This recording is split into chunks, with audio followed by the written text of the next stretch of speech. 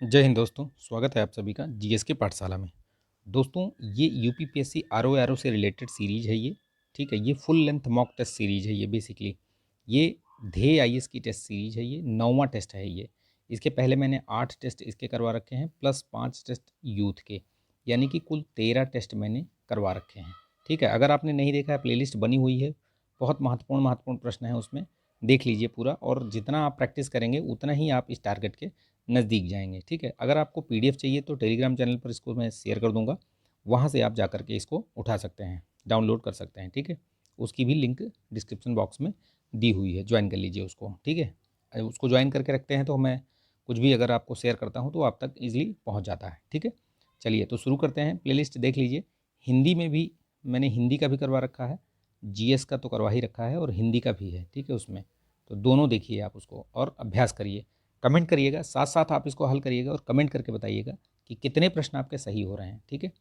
और बताइएगा, इसको शेयर कीजिएगा, ठीक है? लाइक कीजिएगा और चैनल पर नए हैं तो सब्सक्राइब करके बेल आइकन प्रेस कर लीजिएगा, ठीक? ताकि वीडियो का नोटिफिकेशन वगैरह आपको मिलता रहे। ये अन्य सभी जो आगामी जितनी भी परीक्षाएं हैं जहाँ पर जीएस सामान्य अध्ययन पूछा जाता है, वहाँ पर ये आपको बहुत ही लाभ पहुँचाएगा। तो इसको अंत तक ज़रूर देखिएगा, ठीक है? चलिए शुरू करते हैं इस सीरीज़ को, इस टेस्ट सीरीज को, ठीक है? तो शुरू करते हैं। देखिए ये 9वां है, मैंने बता दिया ये सारी चीज़ें, ठीक? इसमें आपको करंट अफेयर्स भी मिलेगा सामान्य अध्ययन के साथ साथ, ठीक है? सितंबर का बाइलिंगुअल है, ये भी ध्यान रखिएगा, ठीक है? हिंदी इंग्लिश दोनों है। आप लोग जहाँ पर आपको असुविधा हो, हिंदी समझने में दिक्कत हो रही हो, तो आप इंग्लिश वाला रेफ़र कर लीजिएगा, ठीक है? चलिए देखिए, व्यापार संतुलन अभिलेख होता है जो बैलेंस ऑफ ट्रेड, ठीक है, रिकॉर्ड, उसमें क्या क्या आता है? तो दृश्य व्यापार के उसमें विवरण आता है और एक निश्चित समयावधि में किसी देश के माल के जितना मतलब निर्यात मूल्य है उसमें से आयात वाला घटा करके जो बचता है वो, ये दोनों ही चीज़ें आपका ट्रेड बैलेंस ऑफ ट्रेड में आते हैं, ठीक है? याद रखिएगा। एकाधिकार तथा प्रतिबंधात्मक व्यापार व्यवहार अधिनियम एमआरटीपी को किस समिति के सुझाव पर समाप्त किया गया? बेसिकली ये एस राघवन समिति के आधार पर, इनकी रिकमेंडेशन के आधार पर इसको समाप्त कर दिया गया 2000 में, ठीक है? ये याद रखिएगा। लेकिन ये लागू कब हुआ था ये भी ध्यान रखिए, 1970 में। और किस समिति के सिफारिश पर लागू हुआ था? तो ये केजी दासगुप्ता समिति के सिफारिश पर 1970 में लागू हुआ था। अगर ये 2000 में समाप्त किया गया, ठीक है, तो क्या इसकी जगह पर कोई नई संस्था बनाई गई? जी हाँ, बिल्कुल बनाई गई है। उस संस्था का नाम है competition commission of India, CCI, आपने सुना होगा, ठीक है? सीसीआई आप कमेंट करके बताइएगा मुझे कि अभी जो भारतीय प्रतिस्पर्धा आयोग है उसके जो अभी करंट चेयरपर्सन हैं, अध्यक्ष हैं जो, वो कौन है, ठीक? तो बताइएगा इसको, ठीक है? तो इसका करेक्ट आंसर होगा सी, कमेंट करिएगा आप लोग। साख मुद्रा में वृद्धि होती है जब नगद कोषानुपात यानी कि सीआर कैश रिजर्व ये रेशियो, ठीक है, कैश रिजर्व रेशियो, ये क्या होता है बेसिकली? इस जैसे एक बैंक होती है, ठीक है, जो बैंक है उसको, उसमें जितना भी जो भी धन है उसका कुछ परसेंटेज जो है वो ये सीआरआर के रूप में मतलब जमा करके रखना पड़ता है। उसको आप मतलब खर्च नहीं कर सकते हो, ठीक है? उससे नहीं निकाल सकते हो अगर वो सीआरआर में चला गया। तो जैसे क्या होता है कि अब सीधी सी बात है, बोल रहा है कि साख मुद्रा में वृद्धि, यानी कि अगर ये सीआरआर कम होगा, ठीक है, सीआरआर मान लो कम होगा, तो जाहिर सी बात है जो मुद्रा है वो लिक्विडिटी है वो बढ़ेगी, ठीक है? और अगर इसको बढ़ा दिया जाएगा कि भैया आप 4% के बजाय 5% करिए, रखिए आप, तो जाहिर सी बात है मुद्रा आप खींच लोगे, ठीक है? तो अगर ये घटेगा तब तो साख मुद्रा बढ़ेगी, और अगर ये बढ़ेगा तो साख मुद्रा घटेगी। तो यहाँ पे पूछ क्या रहा है कि साख मुद्रा में वृद्धि हो रही है तो ये घटेगा, ठीक है? और ये सब कौन डिसाइड करता है? तो आरबीआई डिसाइड करता है ये, ठीक है? Reverse repo rate, CRR, SLR, ये सब कौन डिसाइड करता है? मौद्रिक नीति, ये सब क्या है? ये सारी चीज़ें आरबीआई द्वारा निर्धारित की जाती हैं, ठीक है? समय समय पर ये निर्धारित किया जाता है। चलिए नेक्स्ट देखते हैं। देखिए इसमें सूची दिया हुआ है, शोध संस्थान दिए हुए हैं, उनको मैच करना है। देखिए राष्ट्रीय भूभौतिकी अनुसंधान संस्थान कहाँ पे है? तो ये आपका हैदराबाद में पड़ता है। केंद्रीय खनन एवं ईंधन वाला ये कहाँ है? धनबाद में है। जीवाणु प्रौद्योगिकी ये आपका चंडीगढ़ में, और पारिस्थितिकी विज्ञान ये आपका बेंगलोर में। इस तरीके से एक और टू आपको मिला लीजिए, एक और टू, ठीक है? और केंद्रीय खनन बी का 1, तो बी का 1 यहाँ, यानी कि बी आपका करेक्ट आंसर हो जाएगा, ठीक है, बी ऑप्शन। चलिए नेक्स्ट देखते हैं, एक व्यक्ति जो काम की तलाश नहीं कर रहा है उसे क्या समझा जाएगा? तो देखिए वो अल्प बेरोजगार तो है नहीं, ठीक है, मौसमी बेरोजगारी भी नहीं है वो, ठीक है, संरचनात्मक रूप से बेरोजगार भी नहीं है वो अगर काम की तलाश कर ही नहीं रहा है तो वो क्या है, वो ऐच्छिक बेरोजगारी कहलाती है उसमें, कि भैया मेरी इच्छा ही नहीं है, ठीक है, मैं अपनी इच्छा से बेरोजगार बैठा हूँ, ठीक है, तो वो इसमें से क्या होगा, उपरोक्त में से कोई नहीं, ठीक।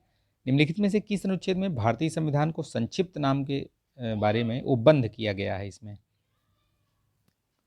ठीक है, तो संक्षिप्त नाम के बारे में किस में उपबंध किया गया है, तो ये अनुच्छेद 393 में किया गया है। अगर 361 की बात करें तो इसमें राष्ट्रपति, राज्यपाल और राज्य प्रमुखों का संरक्षण इसके बारे में प्रावधान किया गया है, ठीक है, ये याद रखिएगा। 395 अगर इसकी बात करें तो ये क्या है, स्वतंत्रता अधिनियम 1947 तथा ये जो मतलब भारत अधिनियम ये 1935 आया था, उसको यहाँ पे निरसित किया गया, तो उसके बारे में यहाँ पे उपबंध है, ठीक है, ये समझ लीजिएगा। वैसे ये मतलब यहाँ पे ये जो है 395 अनुच्छेद, ठीक है। अगर हम बात करें अनुच्छेद 394 की, तो 394 में क्या है कि संविधान के लागू होने के बारे में उपबंध बताया गया है इसमें, ठीक, याद रखिएगा। चलिए अभिकथन और कारण, इससे बहुत प्रश्न पूछता है, कम से कम आप मान के चलिए कि 4 से 5 प्रश्न ऐसे रहते हैं जो कि आपको अभिकथन और कारण के रूप में देखने को मिलते हैं, ठीक। चलिए, राष्ट्रपति संशोधन विधेयक पर अपनी सहमति देने के लिए बाध्य है, तो बिल्कुल मतलब ठीक है, बाध्य है इसमें, इसमें कोई दो राय नहीं है, ठीक। चलिए नेक्स्ट और क्या बोला है इसमें कि अच्छा, इसका कारण क्या बता रहा है, कारण बता रहा है कि 42वें संविधान संशोधन द्वारा राष्ट्रपति को ऐसा करने के लिए बाध्य किया गया।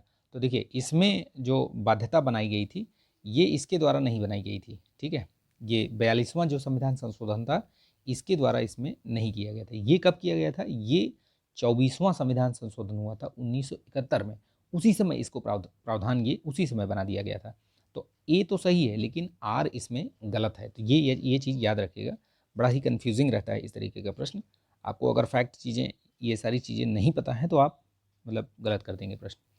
नीति निर्देशक तत्वों के संबंध में निम्नलिखित में से कौन सा एक कथन असत्य है, देखिए तो ये असत्य पूछ रहा है, तो इसमें देखिए ये सकारात्मक प्रकृति के होते हैं, तो बिल्कुल ठीक है, सकारात्मक प्रकृति के होते हैं। ये स्वतः लागू होते हैं, भैया ये स्वतः नहीं लागू होते, ठीक है, इनको राज्य लागू करता है और अपनी सुविधा अनुसार लागू करता है, ठीक, तो ये याद रखिएगा, ये स्वतः नहीं लागू होते, यही कथन जो है वो असत्य है, बाकी ये सब सही है, ठीक है, ये गैर न्यायोचित हैं, समाजवादी प्रकृति के हैं, ये सब सही है। निम्नलिखित में से किसने कहा था कि एक नियंत्रक एवं महालेखा परीक्षक भारतीय संविधान के तहत सबसे महत्वपूर्ण अधिकारी होगा, किसने कहा था ये, तो ये डॉक्टर भीमराव अंबेडकर ने कहा था, ठीक, ये याद रखिएगा। सीएजी का जो प्रावधान है वो अनुच्छेद 148 के तहत किया गया है, कौन सा अनुच्छेद है, ये मैचिंग में भी आता है ये, ठीक, सीएजी का प्रावधान किस में है, मतलब इसका आर्टिकल पूछता है, ये सीधे सीधे भी पूछता है या आपको 2-3 दे देगा आर्टिकल और उसमें 2-3 पद दे देंगे और पूछेगा कि किस में कौन सा है, ठीक। चलिए देखते हैं अगला प्रश्न, सहकारी समितियों के संबंध में निम्नलिखित कथनों पर विचार करिए और बताइए, असत्य पूछा है इसमें। देखिए सहकारी समितियां बनाने का जो अधिकार है वो मौलिक अधिकार है, बिल्कुल सही है, एकदम परफेक्ट दिया हुआ है इसमें। ये कब बनाया गया था, पहले तो नहीं था ये मौलिक अधिकार, कब बनाया गया ये, तो ये 97th अमेंडमेंट, ठीक है, 97th कॉन्स्टिट्यूशनल अमेंडमेंट हुआ था, कब हुआ था भैया, 2011 में हुआ था, तो ये याद रखना, ये भी मैचिंग में पूछा जाता है। और ऐसा इसमें क्या कौन सा भाग कौन सा जोड़ा गया था अपने जो संविधान में, कौन सा भाग जोड़ा गया था, तो ये एक नया खंड कौन सा जोड़ा गया था, 9B में, ठीक, ये सहकारी समिति, ये याद रखिएगा, ठीक है, ये बहुत बार पूछा भी गया है, मैचिंग में भी आता है और ऐसे भी पूछा गया है। तो पहला जो है वो तो सत्य है, असत्य पूछा था लेकिन ये तो सत्य है। किसी सहकारी समिति के निदेशकों की अधिकतम संख्या कितनी हो सकती है, तो ये अधिकतम जो संख्या है वो 31 नहीं 21 होती है, ठीक है, 21 होती है, तो ये असत्य पूछा है, तो केवल 2 इसमें असत्य है, बाकी इसमें सत्य है, ठीक है। चलिए नेक्स्ट देखते हैं, उत्तर प्रदेश का कौन सा जिला जनघनत्व के मामले में तीसरे स्थान पे है, तो ये इसमें लखनऊ तीसरे स्थान पे आता है। तो पहले 2 स्थान पर कौन आते हैं, तो गाजियाबाद आता है पहले स्थान पर, ये याद रखिएगा, वाराणसी आता है दूसरे स्थान पर और तीसरे स्थान पर ये लखनऊ आता है, ठीक है, तो ये ध्यान रखिएगा, इस तरीके से प्रश्न भी पूछता है, पहला स्थान ना छोड़ करके तीसरे स्थान वाला भी पूछता है, तो ये आपको 3 तक तो याद ही रहने चाहिए बेसिकली, ठीक।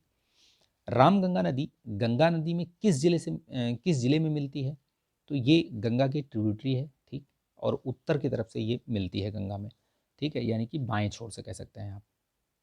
और ये कहाँ मिलती है, तो ये कन्नौज में मिलती है, ठीक है। कहाँ मिलती है ये, कन्नौज में। अब याद रखिएगा गंगा नदी जैसे ये कहाँ से एंट्री कैसे होती है, जैसे गंगा नदी की जो यूपी में एंट्री कहाँ से होती है वो याद रखिएगा, आप कमेंट करके बताइएगा, ठीक है। राम गंगा नदी जो है ये, जो ये राम गंगा नदी है, ये आपकी बिजनौर जिले से प्रवेश करती है, कहाँ पे, यूपी में, ठीक। ये भी ध्यान रखिएगा, पूछ लेता है कभी कभी यूपी स्पेशल में पूछ लेगा ये। चलिए, निम्नलिखित में से कौन सी एक बहुउद्देशीय नदी घाटी परियोजना उत्तर प्रदेश और मध्य प्रदेश यानी यूपी एमपी की संयुक्त परियोजना है, तो ये राजघाट परियोजना है, ठीक है, राजघाट परियोजना, ठीक है। ये बेतवा नदी पर है, ये भी याद रखिएगा, ठीक, ये बेतवा नदी पर है, तो ये याद रखिएगा। अभी कई बार मतलब अलग तरीके से भी पूछ लेता है प्रश्न।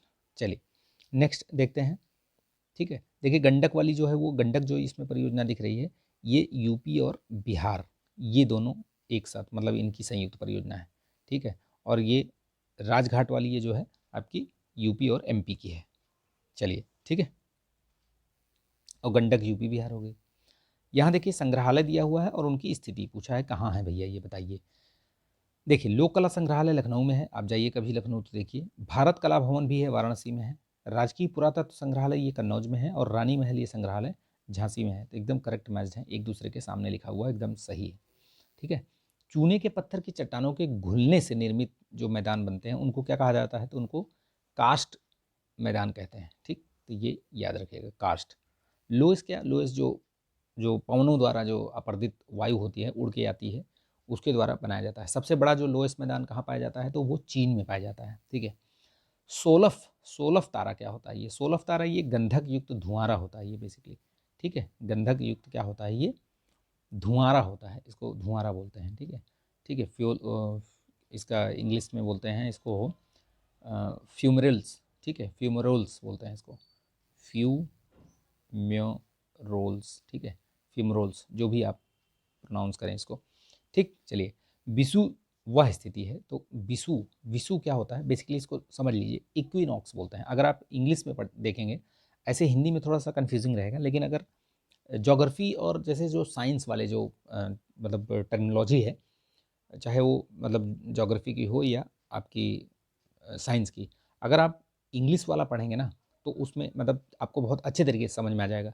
नहीं भी अगर आपको आ रहा है प्रश्न, शायद हो सकता है कि आ जाए। इक्विनॉक्स, ठीक है, ये इसीलिए मैं बोलता हूँ कि जो हिंदी मीडियम वाले हैं छात्र हैं ना, वो इंग्लिश मीडियम में भी प्रश्न को एक बार जरूर पढ़ लिया करें। कई बार ऐसा होता है कि आपको क्लिष्ट एकदम, उसका जो अनुवाद है वो क्लिष्ट हिंदी में रहता है, समझ में नहीं आता, अरे भाई ये क्या पूछ लिया, तो अंग्रेजी वाला जरूर रेफर करिए। ये मैं कई बार पहले भी बता चुका हूँ, अभी भी बताता हूँ आपको, कि इंग्लिश का जो वर्जन है उसको ज़रूर आप लोग रेफ़र करिए। देखिए आजू बाजू ही रहता है वो, आपको कहीं जाना नहीं है। तो इक्विनॉक्स, इक्विनॉक्स से थोड़ा सा इक्वल, इक्वी, इक्वल, इक्वी, तो ये चीज़ें आपको समझ में आएंगी, ठीक है। इसलिए मैंने बोला कि इसको मैं थोड़ा सा आपको बता देता हूँ। तो पृथ्वी की वह स्थिति जब सूर्य की किरणें जो है वो विषुवत रेखा पर लंबवत पड़ती हैं और दिन और रात बराबर हो जाते हैं, ठीक है, तो उसी को इक्विनॉक्स बोलते हैं, ठीक। क्या बोलते हैं, इक्विनॉक्स। तो ये याद रखिएगा, ठीक है। इसीलिए मैंने इसको, ये थोड़ा सा कॉन्सेप्ट था, मैंने आपको बता दिया। Global warming, global warming basically होता किसकी वजह से है, तो ग्रीन हाउस गैसेस, ठीक है, ग्रीन हाउस गैसेस की वजह से होता है, ठीक है। तो ये मतलब याद रखिएगा, ग्रीन हाउस गैसेस की वजह से होता है। इसमें पूछा है कि कौन कौन से कारण हैं इसमें, जो कि आपको वो ग्लोबल मतलब नहीं है, पूछा है नहीं है। तो देखिए कार्बन डाइऑक्साइड बिल्कुल ये ग्रीन हाउस गैस है, मीथेन भी है, और सल्फर हेक्साफ्लोराइड, ये दो मतलब ये तीनों हैं। बस इसमें जो एरोसॉल है ये नहीं है, ठीक है, ये ग्लोबल वार्मिंग का कारण नहीं है, ठीक है। तो ये चीज़ ध्यान रखिएगा इसको। ये इस तरीके से भी प्रश्न पूछ लेता है कई बार, मतलब हम लोग सोचते हैं कि ऐसे नहीं है, लेकिन ये कन्फ्यूज़ करने के लिए इस तरीके से भी प्रश्न बनाते हैं, ठीक है। तो आपको अगर ये पता हो कि ग्रीन हाउस गैसेस कौन कौन सी हैं, तो वो भी आप समझ में आ जाएगा। जैसे उसमें ये आपके कार्बन डाइऑक्साइड, ठीक है, मीथेन हो गया, ये सल्फ़र हेक्साफ्लोराइड हो गया, ठीक है, ये सारी चीज़ें आपको याद रहनी चाहिए। चलिए सस्कावा पुरस्कार ये किस क्षेत्र से होता है, तो ये पर्यावरण क्षेत्र से संबंधित है, ये चीज़ याद रखिएगा। सस्कावा पुरस्कार ये यूनेप द्वारा दिया जाता है, यूनेप यानी कि यूनेप। आप कमेंट करके बताइए इसका यूनेप का मुख्यालय कहाँ पे है, ठीक है, कमेंट किया करिए यार, अच्छा लगता है, टू वे कम्युनिकेशन होना चाहिए। उससे आपको भी मतलब नॉलेज बढ़ेगा और मुझे भी लगेगा कि हाँ आप लोग रिस्पॉन्स कर रहे हो आप, ठीक है। निम्नलिखित में से किसकी स्थापना अमेरिका द्वारा अलास्का में नाभिकीय हथियारों के परीक्षण का विरोध करने के लिए किया गया था? तो ये ग्रीन पीस की स्थापना की गई थी। इसका जो मुख्यालय है ये पूछा भी गया था, ये यूपीपी से 2018 या 19 में पूछा गया था ये, कि इसका ग्रीन पीस का जो मुख्यालय है वो कहाँ है, तो एम्स्टर्डम नीदरलैंड में है, ठीक। सिल्वी कल्चर, ये basically Silvi agro Silvi culture culture कह सकते हैं इसको, फसल और ईंधन का पेड़ ये, ठीक, ये याद रखिएगा। चलिए नेक्स्ट देखते हैं इसमें। ऑयल जेपर क्या है बेसिकली? ऑयल जेपर है ये एक बैक्टीरिया है। ये जैसे जो टैंकर वगैरह, जो बड़े बड़े टैंकर होते हैं, तो उनका जो परिवहन होता है, ट्रांसपोर्टेशन होता है उनका, वो समुद्री मार्ग से होता है। कई बार ऐसा होता है कि कुछ ऐसी चीज़ें घटित हो जाती हैं जिससे कि वो ऑयल जो है आपका समुद्री सतह पर फैल जाता है। उनको उसको हटाने के लिए, या और कहीं कहीं छोटे जगहों पर भी ऐसी कई बार घटनाएं हो जाती हैं, उसको हटाने के लिए ये ऑयल जेपर, ये बैक्टीरिया का प्रयोग किया जाता है, ठीक है। तो ये याद रखिएगा, ये बैक्टीरिया है बेसिकली, ठीक, ये ध्यान रखिएगा। ये कच्चे तेल और ये सब इनको जो है वो मतलब समेट लेते हैं, एक तरीके से कह सकते हैं, ठीक ठीक है। चलिए, निम्नलिखित कथनों में से कौन सा कथन सत्य है? देखिए, असम घाटी में ब्रह्मपुत्र नदी गुम्फित जलमार्ग बनाती है, तो ठीक है, बिल्कुल गुम्फित जलमार्ग बनाती है ये बेसिकली, ठीक। चलिए, और ये बोला दूसरा क्या है कि विश्व का सबसे बड़ा नदी द्वीप माजुली, तो ये बिल्कुल सही है। दोनों चीज़ें याद रखिएगा, विश्व का सबसे बड़ा और ये कौन सा है, माजुली, और किस नदी पर है ये, तो ये भी याद रखिएगा, ब्रह्मपुत्र में है। तो किसी भी तरीके से प्रश्न पूछे आपको पता रहना चाहिए, तो ये दोनों ही कथन सत्य हैं, ठीक है। निम्न युग्मों में से कौन सा एक सही सुमेलित है? तो देखिए कौन सा सही सुमेलित है, तो इसमें वुलर झील ये गोखुर झील है, वेम्बनाथ झील आपका, ये वुलर झील पड़ती कहाँ है, जेएनके में है, ठीक है। आपकी वेम्बनाथ झील कौन सी है, तो ये वेलिंगटन केरला में, ठीक है। लोनार ये क्रेटर झील है, महाराष्ट्र में है, ठीक। तो ये सभी सुमेलित हैं, इसका करेक्ट आंसर डी होगा। निम्नलिखित में से किसे प्रकृति का गुर्दा कहा जाता है? तो जो आर्द्र भूमियाँ होती हैं ना, ठीक है, जो वेटलैंड्स होते हैं उनको क्या कहा जाता है, किडनी ऑफ अर्थ, ठीक, ये ध्यान रखिएगा। चलिए, कई बार पूछा गया है, ठीक है। रामसर कन्वेंशन हुआ था आर्द्र भूमियों के लिए। आप बताइएगा कि, चलो मैं ही बताता हूँ आपको, बहुत प्रश्न पूछूंगा तो आप लोग बोलोगे कि बता नहीं रहे। 75 हैं अभी, ठीक है, वेटलैंड्स आर्द्र भूमियाँ, ठीक, याद रखिएगा। ये रामसर जो आर्द्र भूमियाँ हैं वो कितनी हैं, 75 हैं, 75 हैं। चलिए नेक्स्ट देखते हैं, सूची मैच करना है इसमें। जगह एल्युमिनियम कंपनी दी गई है और उसके बारे में ये पूछा गया है कि कहाँ पर कौन सी अवस्थिति है, उनकी स्थिति कहाँ पर है। चलिए देखिए, बाल्को, नाल्को, हिंडाल्को और इंडाल्को, तो ये कहाँ कहाँ, जैसे देखिए हिंडाल्को, अगर इनमें से कोई सा भी एक दो पता हो तो आप देखिए पहले, जैसे हिंडाल्को रेन्यूकूट में है तो सी का 1 मिलाइए, सी का 1 यहाँ है, यहाँ है, बाकी दो को आप एलिमिनेट कर सकते हैं। इसी तरीके से इन प्रश्नों को हल भी किया जाता है, सभी को नहीं मैच किया जाता, जो आपको पता हो वही मैच कराइए, ठीक है। बाल्को आपको पता है, बाल्को आपका ये कोरबा में, ठीक है। तो ए का 4 अगर आप इस तरीके से मिलाएंगे, मैच करेंगे, तो बिल्कुल मतलब आपको टाइम ही नहीं लगेगा, और दो जैसे ही आपको मतलब पकड़ में आ गया, ए का 4 पकड़ में आ गया, पहला ही जैसे अगर पकड़ में आ जाता कि ए का 4, मैंने तो सी देखा, आपने अगर बाल्को आपको पता था कि कोरबा है, तो ए का 4 लगाइए टिक्स तक और आगे बढ़िए, ठीक है, आपको बहुत मतलब समय बचेगा, ठीक है। चलिए, प्रश्न है, पूर्वी भारत में हरित क्रांति के पर्याप्त प्रसार न होने के निम्नलिखित में से कौन सा एक कारण नहीं था? देखिए देखिए, तो पूर्वी भारत में जोत का छोटा आकार बिल्कुल था, ठीक है, पूंजी का अभाव भी, सिंचाई व्यवस्था का अपूर्ण विकास, ये तीनों कारण थे कि यहाँ पे आपका जो पूर्वी भारत है, ठीक है, वहाँ पे हरित क्रांति का विकास नहीं हुआ। संरचनात्मक और संस्थागत विकास ये कोई कारण नहीं था, ठीक है, तो ये याद रखिए, करेक्ट ऑप्शन इसका डी होगा। हरित क्रांति के बारे में थोड़ी सी जानकारी रखिए कि ये शुरुआत कब हुई, इसके जनक कौन कहे जाते हैं, ठीक है, कैसे क्या है, क्या चीज़ें हुई, ये सारी चीज़ें याद रखिए। जैसे कि इसकी शुरुआत जैसे हरित क्रांति की 1960 के दशक में हुई, ठीक है। और जैसे अगर अंतर्राष्ट्रीय स्तर पर देखें तो नॉर्मन बोरलॉग थे जिन्होंने ये शुरुआत करी, ठीक है, हरित क्रांति, जिनको कि मतलब ख्याति मिली, ठीक है, या उनको जनक कहा जाता है अंतर्राष्ट्रीय स्तर पर, ठीक है। राष्ट्रीय स्तर पर भी ऐसे व्यक्ति रहे हैं जिनके प्रयासों से आपका जो ये हरित क्रांति रही ये सफल हुई है, ठीक है, तो ये याद रखिएगा।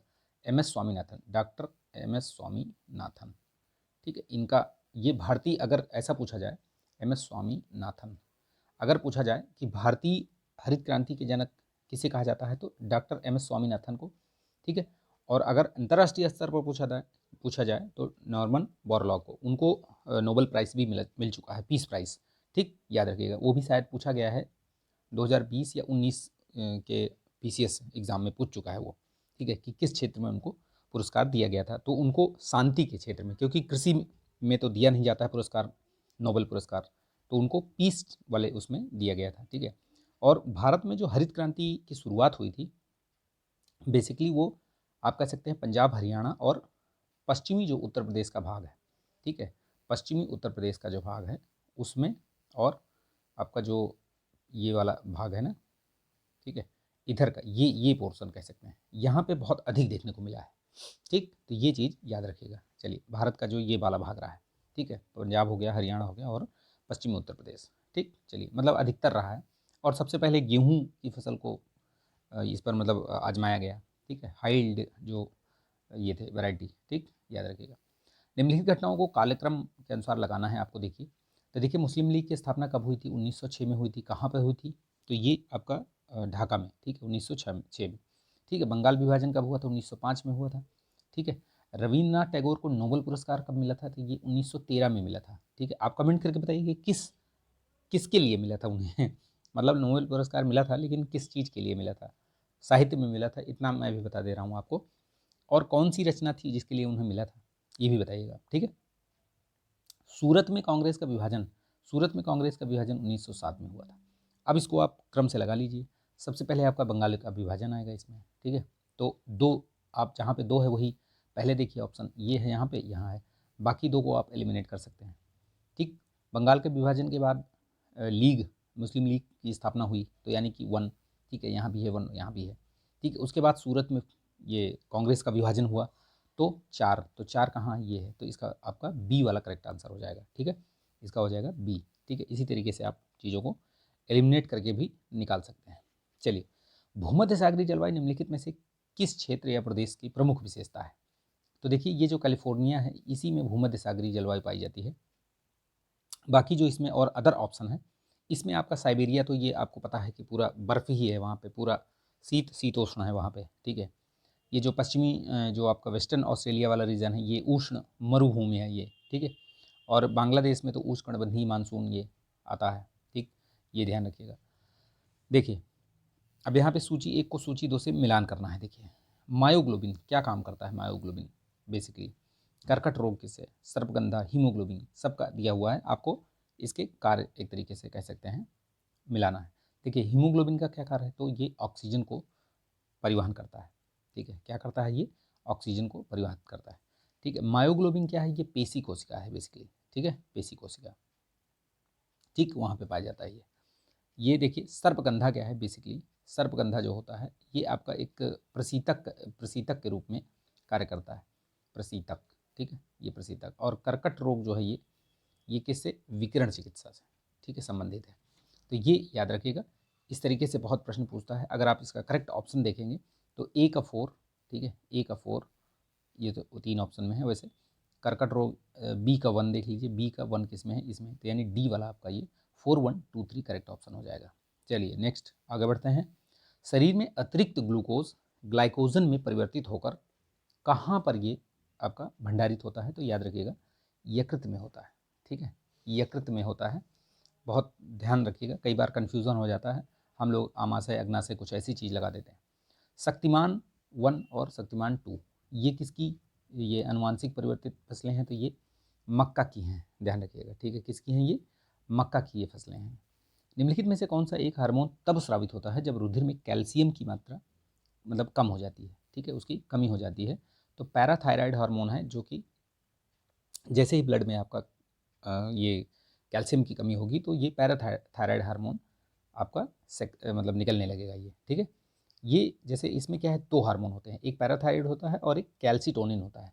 कैल्सीटोनिन क्या होता है, जब अधिक हो जाती है कैल्शियम की मात्रा तब कैल्सीटोनिन स्रावित होता है, और जब कम होता है तो वो पैराथायराइड होता है। दोनों याद रखिएगा, क्या पता उल्टा ही पूछ ले, है ना, कि अधिक अधिक होने कैल्शियम रुधिर में कैल्शियम की अधिकता होने पर कौन सा जो हार्मोन है स्रावित होता है, तो ये याद रखिएगा कैल्सीटोनिन, ठीक है, कैल्सीटोनिन, ठीक है।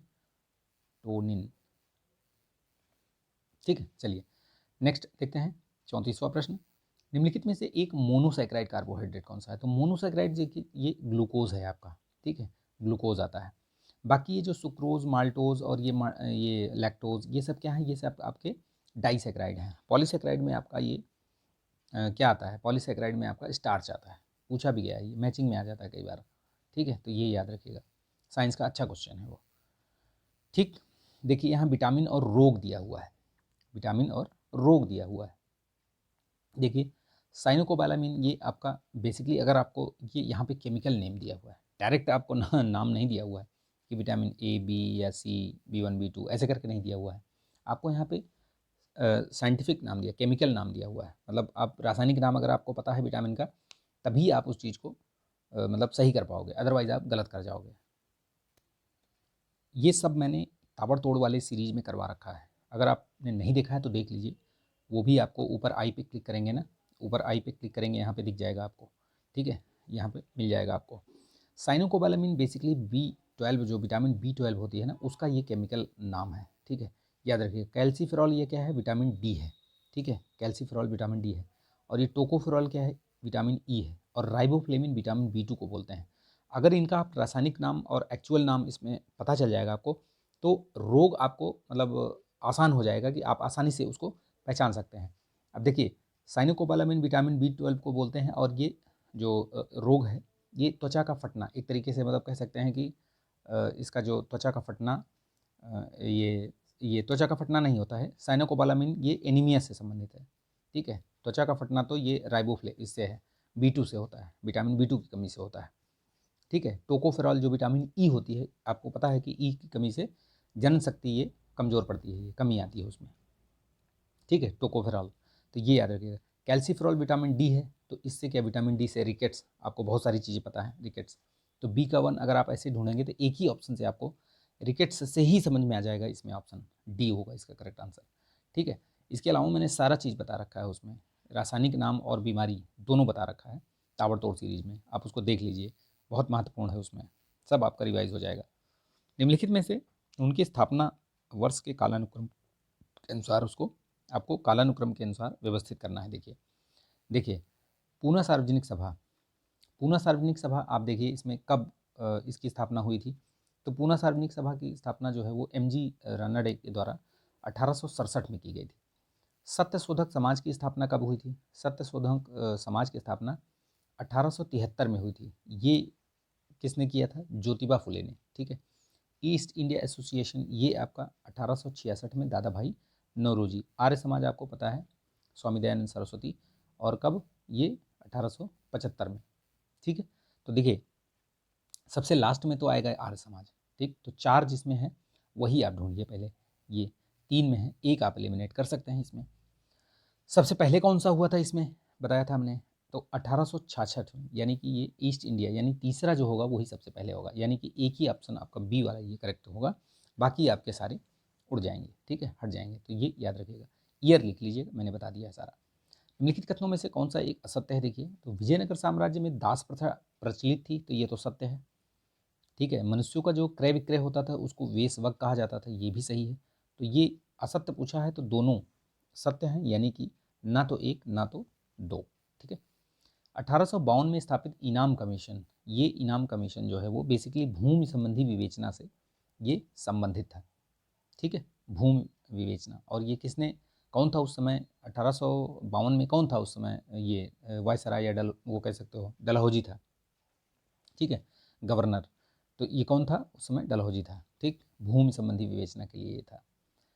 चलिए, मौर्यकालीन साम्राज्य में राजकीय आय से संबंधित कर कौन सा सुमेलित नहीं है, यानी कि कौन कौन से कर थे और वो किस चीज़ के लिए लिए जाते थे? देखिए, जैसे सीता क्या था, तो ये राजकीय भूमि से जो आय मिलती थी उसको कहा जाता था। बलि क्या है? एक भू राजस्व था, ये भूमि राजस्व एक प्रकार का। हिरण्य नकद कर था, ये बिल्कुल ठीक है, ये सारे सही हैं। प्रणय ये बेसिकली आपातकालीन कर था, ये कौन सा कर था? ये आपातकालीन। और ये निःशुल्क और ये श्रम बेगार वाला जो है वो उसको विष्टि बोलते थे, विष्टि, विष्टि। ठीक है, ये याद रखेगा। ठीक, ये आपातकालीन और ये विष्टि। ठीक है, ये चलिए नेक्स्ट देखते हैं। 1908 में जो सेवा सदन है, ये सेवा सदन बहराम मालाजी बारी जो ये बेसिकली पश्चिमी भारत में यानी कि महाराष्ट्र वगैरह के क्षेत्र में इनका मतलब बहुत ही ये बड़े समाज सुधारक थे ये, ठीक है। सेवा सदन ये याद रखिएगा, बहराम जी मालाबारी इनका नाम याद रखिएगा, ठीक है। ये बहुत ही मतलब महत्वपूर्ण है। इसमें जैसे ये राधाकांत देव का नाम भी याद रखिएगा, धर्म सभा इन्होंने स्थापित की थी 1830 में। धर्म सभा की स्थापना इन्होंने बेसिकली जो ब्रह्म समाज था ना उसके मतलब खिलाफ की थी, यानी कि उसके प्रतिरोध में किया था इन्होंने, ठीक है। ये एक तरीके से हिंदू धर्म के पुनरुत्थानवादी ये थे समाज सुधारक, ठीक है, याद रखिएगा। ये शिवनारायण अग्निहोत्री का नाम भी आता है, ठीक। इनका जो है ये देव समाज, ठीक है, इनका क्या था, देव समाज। तो ये नाम याद रखिएगा, कई बार मैचिंग में आता है, ये नाम आया इसमें इसलिए बता दिया जा रहा है इसमें, ठीक है। देव समाज, ठीक है, और कब, 1807 में। बाकी ये आप याद रखिएगा ये सारी चीज़ें, ठीक। चलिए आगे बढ़ते हैं फटाफट नेक्स्ट क्वेश्चन की ओर। अगला प्रश्न है भैया, इसमें देखिए, निम्नलिखित में से किस एक देश की सीमा यूक्रेन से नहीं लगती। अब आप मैपिंग वाले जो क्वेश्चन हैं उनको बहुत ध्यान से देखा करिए और समझने की कोशिश किया करिए। और जैसे मैं यहाँ पे बता रहा हूँ ना, तो आप इसको पढ़िए, पढ़ने के बाद आप लिख लीजिए प्रश्न को और उसको मैप में देख लिया करिए, गूगल में ही सर्च करके देख लीजिए। तो इसमें ये भी टच करता है, ये भी टच करता है, ये भी, ये आपका ऑस्ट्रिया जो है ये नहीं करता है, ठीक है। बेसिकली और कौन कौन से हैं जो करते हैं, तो एक तो रूस करता है, आपको पता ही है, भयानक चल ही रहा है युद्ध, है ना। बेलारूस भी है, पोलैंड, स्लोवाकिया, रोमानिया, माल्डोवा, ये सारे ही हैं, ठीक है। ये ऑस्ट्रिया नहीं है लेकिन इसमें, ठीक। तो रूस, बेलारूस, पोलैंड, स्लोवाकिया, इनका भी नाम याद रखिएगा, ठीक है। क्या पता ये अलग तरीके से पूछ ले। निम्नलिखित में से कौन सा एक जापान में बहने वाली गर्म एवं शुष्क हवा है, तो यामो। यामो कहाँ की है, ये बेसिकली जापान की है, ठीक। और जो दी गई हैं वो कहाँ कहाँ बहती हैं उनका भी नाम याद रखिएगा, जैसे सिराको, ये सहारा मरुस्थल, ठीक, ये याद रखिएगा, सहारा मरुस्थल सिराको, ठीक है। ये काराबुरान क्या है, काराबुरान ये तारिम बेसिन, मध्य एशिया में चलती है ये, ठीक है। धूल भरी आंधी है ये, काराबुरान ये मध्य एशिया तारिम बेसिन में। और ये फॉन ये बेसिकली आल्प्स पर्वत के सहारे ये चलती है, तो ये भी याद रखिएगा, ठीक है। तो जगह ये सब मैंने ताबड़तोड़ वाली सीरीज है ना, सब करवा रखा है मैंने इसमें, ठीक है। इस तरीके के प्रश्न आपके गलत ही नहीं होंगे। कोई कर विधि के प्राधिकार से अधिरोपित या संग्रहित किया जाएगा या अन्यथा नहीं, यानी कि बिना कोई विधि बनाए हुए किसी से आप मतलब किसी चीज़ पर ना कर ले सकते हैं ना हटा सकते हैं, इस तरीके से। ये किस में दिया गया है, ये अनुच्छेद 265 में दिया गया है। 266 में क्या है, 266 में आता है आपका संचित निधि, जो कंसोलिडेटेड फंड ऑफ इंडिया है वो आता है, ठीक है। ये चीज़ याद रखिएगा, ठीक है, कई बार पूछा भी गया है।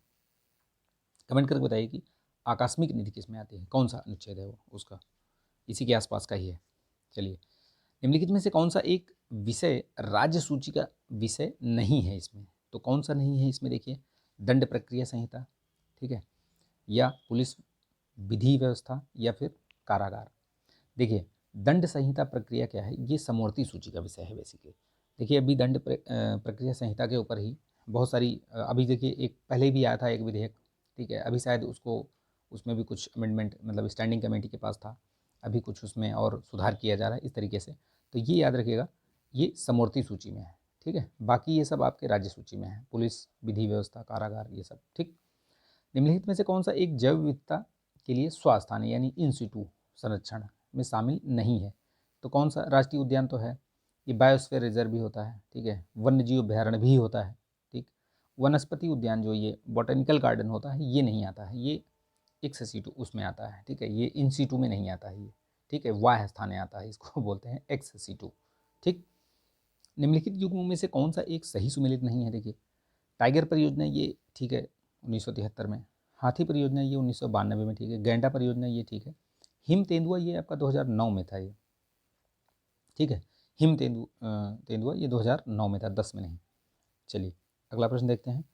राष्ट्रीय कच्छ वनस्पति आनुवांशिक संसाधन केंद्र अवस्थित है, कहाँ अवस्थित है भैया, तो ये उड़ीसा में है, ठीक।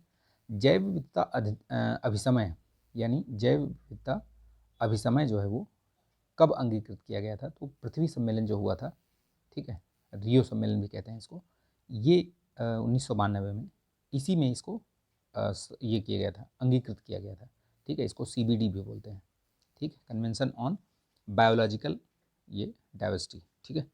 ये ध्यान रखिएगा। चलिए, मॉन्ट्रियल प्रोटोकॉल के बारे में कुछ चीज़ पूछा है इसमें, असत्य पूछा है, बोला भैया इसमें असत्य बताइए आप।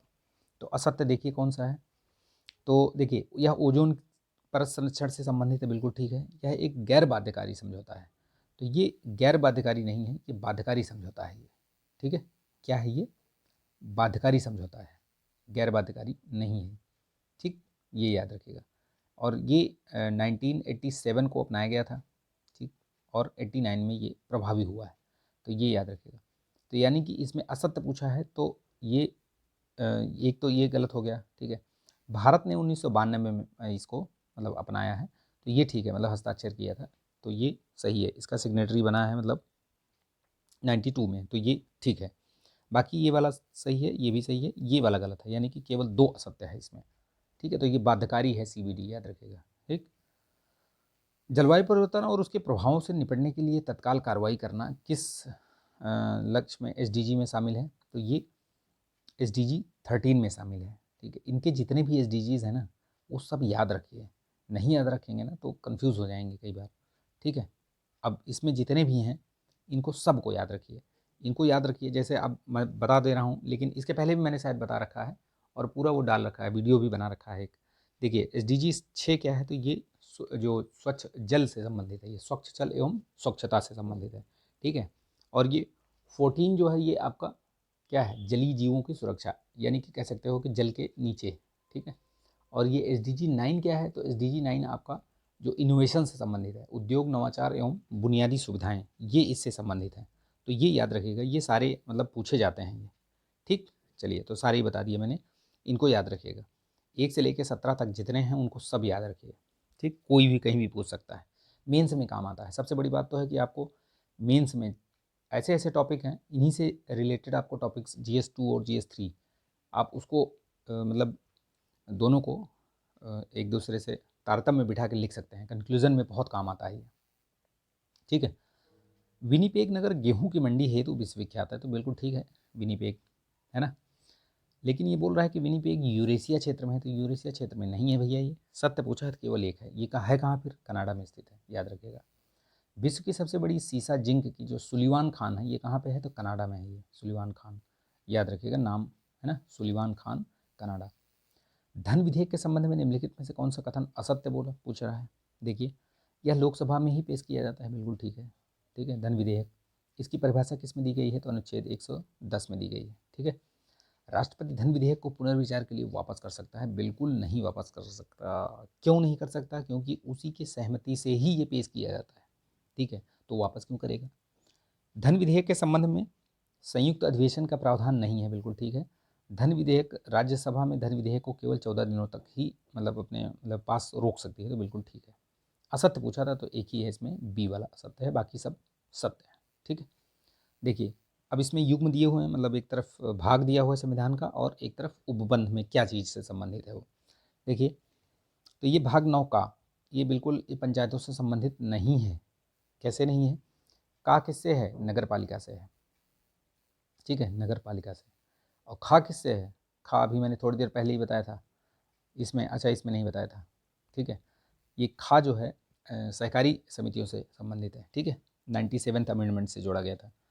भाग 15 ये ठीक है और भाग 17 भी ठीक है, ये ठीक। इसमें एक ही चीज़ पूछा है ना, कौन सा सुमेलित नहीं है, तो ये भाग 9 का कैसे संबंधित है? ये आपका नगर पालिका से संबंधित है, ठीक। चलिए आगे बढ़ते हैं। भाग और ये सब मैंने बता रखा है ताबड़तोड़ वाले में, अगर आप देख लेंगे तो आपको, मैं इसीलिए तो मैंने बोला है कि मोस्ट प्रोडक्टिव टॉपिक्स जो हैं वो मैंने ताबड़तोड़ सीरीज में करवा रखा है। आप देख लीजिए उसको, 2-3 बार देख लीजिए, ठीक है, तब आपको मज़ा आ जाएगा उसको देख के। चलिए, राजस्थान, अब यहाँ पे राज्य और लोकसभा सीटें दी गई हैं, ठीक है, राज्य और लोकसभा सीटें। तो देखिए राजस्थान में 25, अभी देखिए वहाँ पे भजन लाल शर्मा जी को मुख्यमंत्री बनाया जा रहा है, ठीक है। अभी जो नए नए जो हुए हैं, नए मतलब 5 राज्यों में जो चुनाव हुए हैं, वहाँ किसकी सरकार बन रही है और कौन मुख्यमंत्री बन रहा है, एटलीस्ट वो याद रखिएगा, ठीक है। बाकी बहुत ज़्यादा नहीं, लेकिन ये चीज़ें याद रखिएगा, कौन मुख्यमंत्री बन रहा है, क्या पता मैचिंग में दे दे, ठीक। तो राजस्थान में 25 है, यानी ए का 4 अगर आपको दिखे तो एक ही में ही है, आप टिक लगाइए और आगे बढ़िए। आपको मतलब इसमें समय गंवाना ही नहीं है, ठीक। छत्तीसगढ़ में आपका 11 है, मध्य प्रदेश में आपका 29 है और पश्चिम बंगाल में 42 है। सर्वाधिक सीटें कहाँ हैं लोकसभा की, तो 80 सीट है अपने उत्तर प्रदेश में। ठीक, याद रखिएगा इस चीज़ को। चलिए नेक्स्ट देखते हैं, निम्नलिखित कथनों में से विचार करना है कौन सा सही है। देखिए, किसी सदन का जो स्थगन है उसके पीठासीन अधिकारी करते हैं, तो ये सही है। वो चाहे उसका स्थगन हो या मतलब चालू करना हो, बोलते हैं ना कि भी स्थगित कर दिया गया है सदन, अनिश्चित काल के लिए स्थगित कर दिया गया है, चाहे वो लोकसभा हो राज्यसभा हो। ठीक है, किसी एक या दोनों सत्रों का सत्रावसान राष्ट्रपति द्वारा ही किया जाता है, तो बिल्कुल सही है, ये राष्ट्रपति ही हैं जो कि सत्रावसान करते हैं। ठीक है, या सत्र का जैसे प्रारंभ भी वही करते हैं, यानी कि उनके द्वारा ही दिया जाता है, बोला जाता है कि आप शुरू करिए। तो ये दोनों कथन सत्य हैं, सत्य पूछा है तो दोनों कथन सत्य हैं। चलिए नेक्स्ट देखते हैं फटाफट, निम्नलिखित पदाधिकारियों में से कौन निम्नलिखित एक के शपथ के प्रारूप का जो संविधान के तीसरी अनुसूची के तहत नहीं है। देखिए, उच्चतम न्यायालय के न्यायाधीश, इनका भी दिया हुआ है, तीसरी थर्ड जो शेड्यूल है उसमें दिया हुआ है। संसद के सदस्य भी हैं, भारत के नियंत्रक एवं महालेखा परीक्षक यानी CAG, इनका भी दिया हुआ है। लेकिन राष्ट्रपति हैं, इनका जो है वो नहीं दिया हुआ है।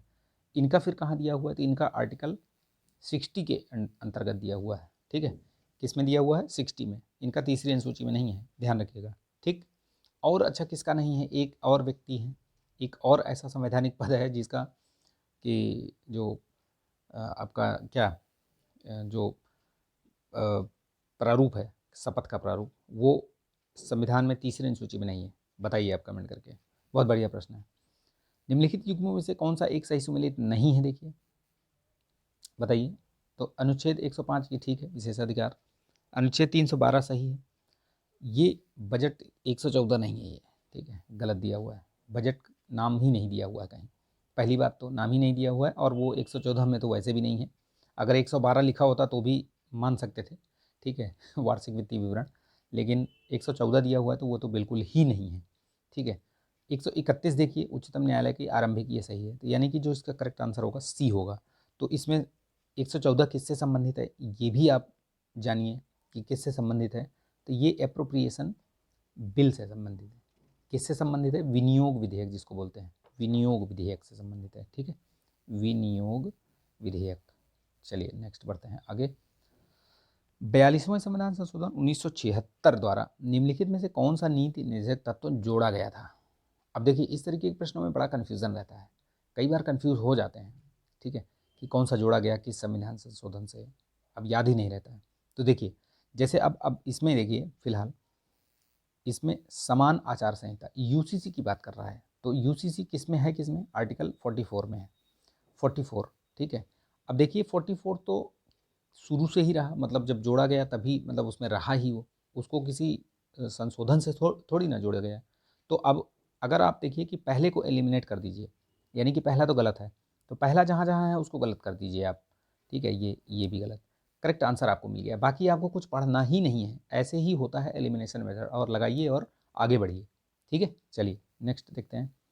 अब देख लीजिए, वैसे भी मतलब इसमें शोषण से बच्चों के वयस्कों की सुरक्षा, ठीक, क्योंकि क्या पता जैसे इसको मान लीजिए दूसरे तरीके से पूछ ले तो भी आपको याद रहना चाहिए। ठीक है, शोषण से ये बच्चों और वयस्कों की सुरक्षा, ये किससे है, ये 39 चार्ज में है। ठीक है, और ये समान न्याय और निःशुल्क, ये 39 का। ठीक है, 39A।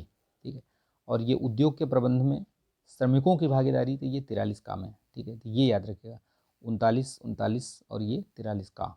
ठीक है, 39 का, 39, 43 का और 39 चा। ठीक, चलिए, राष्ट्रीय आपातकाल जो जो कि अनुच्छेद 352 के तहत होता है, उसको वापस कैसे लिया जाता है। तो देखिए, जैसे अगर राष्ट्रीय आपातकाल लगाना है तो कैसे लगता है, तो बाह्य आक्रमण या फिर सशस्त्र आंतरिक विद्रोह, ये जो सशस्त्र वर्ड है ये याद रखना, क्योंकि इसको बाद में जोड़ा गया, पहले नहीं था, ये सिर्फ आंतरिक विद्रोह था, लेकिन सशस्त्र बाद में लगाया गया। कब लगाया गया, जब 1975 में इमरजेंसी लगाई गई थी, उसके बाद जब जनता पार्टी की सरकार बनी है तो आपका 44वां जो संविधान संशोधन हुआ है उसमें ये सारी चीज़ें जोड़ी गई हैं। ठीक, तो ये याद रखेगा।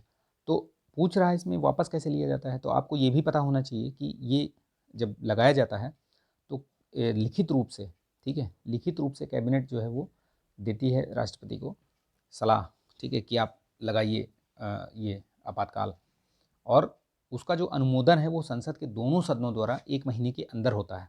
ठीक है, पहले 2 महीने था, बाद में इसको 1 महीने कर दिया गया। ठीक, तो ये भी याद रखिएगा। और वापस लेने के लिए साधारण बहुमत से ये वापस लिया जा सकता है, लेकिन जब संसद के दोनों सदनों से जब पारित होगा, यानी जब लगाना है, तो वो विशेष बहुमत से होगा, ठीक है, यानी 2/3 बहुमत से। वो साधारण बहुमत से नहीं होगा, वो विशेष बहुमत से होगा। ठीक। निम्नलिखित सल्तनतकालीन शासकों तथा उनके वंश के, भाई लाइक कर देना यार, ठीक है, आप लोगों के लिए बहुत मेहनत करनी पड़ रही है, मैं आप लोगों के लिए बेहतर चीज़ें दे रहा हूँ, ठीक है। व्याख्या में आपको ऐसी ऐसी चीज़ें बताता हूँ कि आपका एक क्वेश्चन के साथ साथ 3-4 क्वेश्चन और भी मतलब सही हो, क्वेश्चन बैंक एकदम तैयार होता रहे, ठीक। अब इसमें शासक दिए हैं, उनसे वंश पूछा है कि कौन सा सुमेलित नहीं है। देखिए, खिज्र खां, ये ठीक है, सैयद वंश का संस्थापक यही कहा जाता है। अलाउद्दीन सिकंदर शाह, ये तुगलक वंश का था, ये ठीक है। नसीरुद्दीन महमूद भी तुगलक का था, ये ठीक है। कैकुवाद और कैमुअर्स, कैकुवाद और कैमुअर्स को ही मार करके तो खिलजी वंश बना था, तो ये खिलजी वंश का तो थोड़ी है, ठीक है।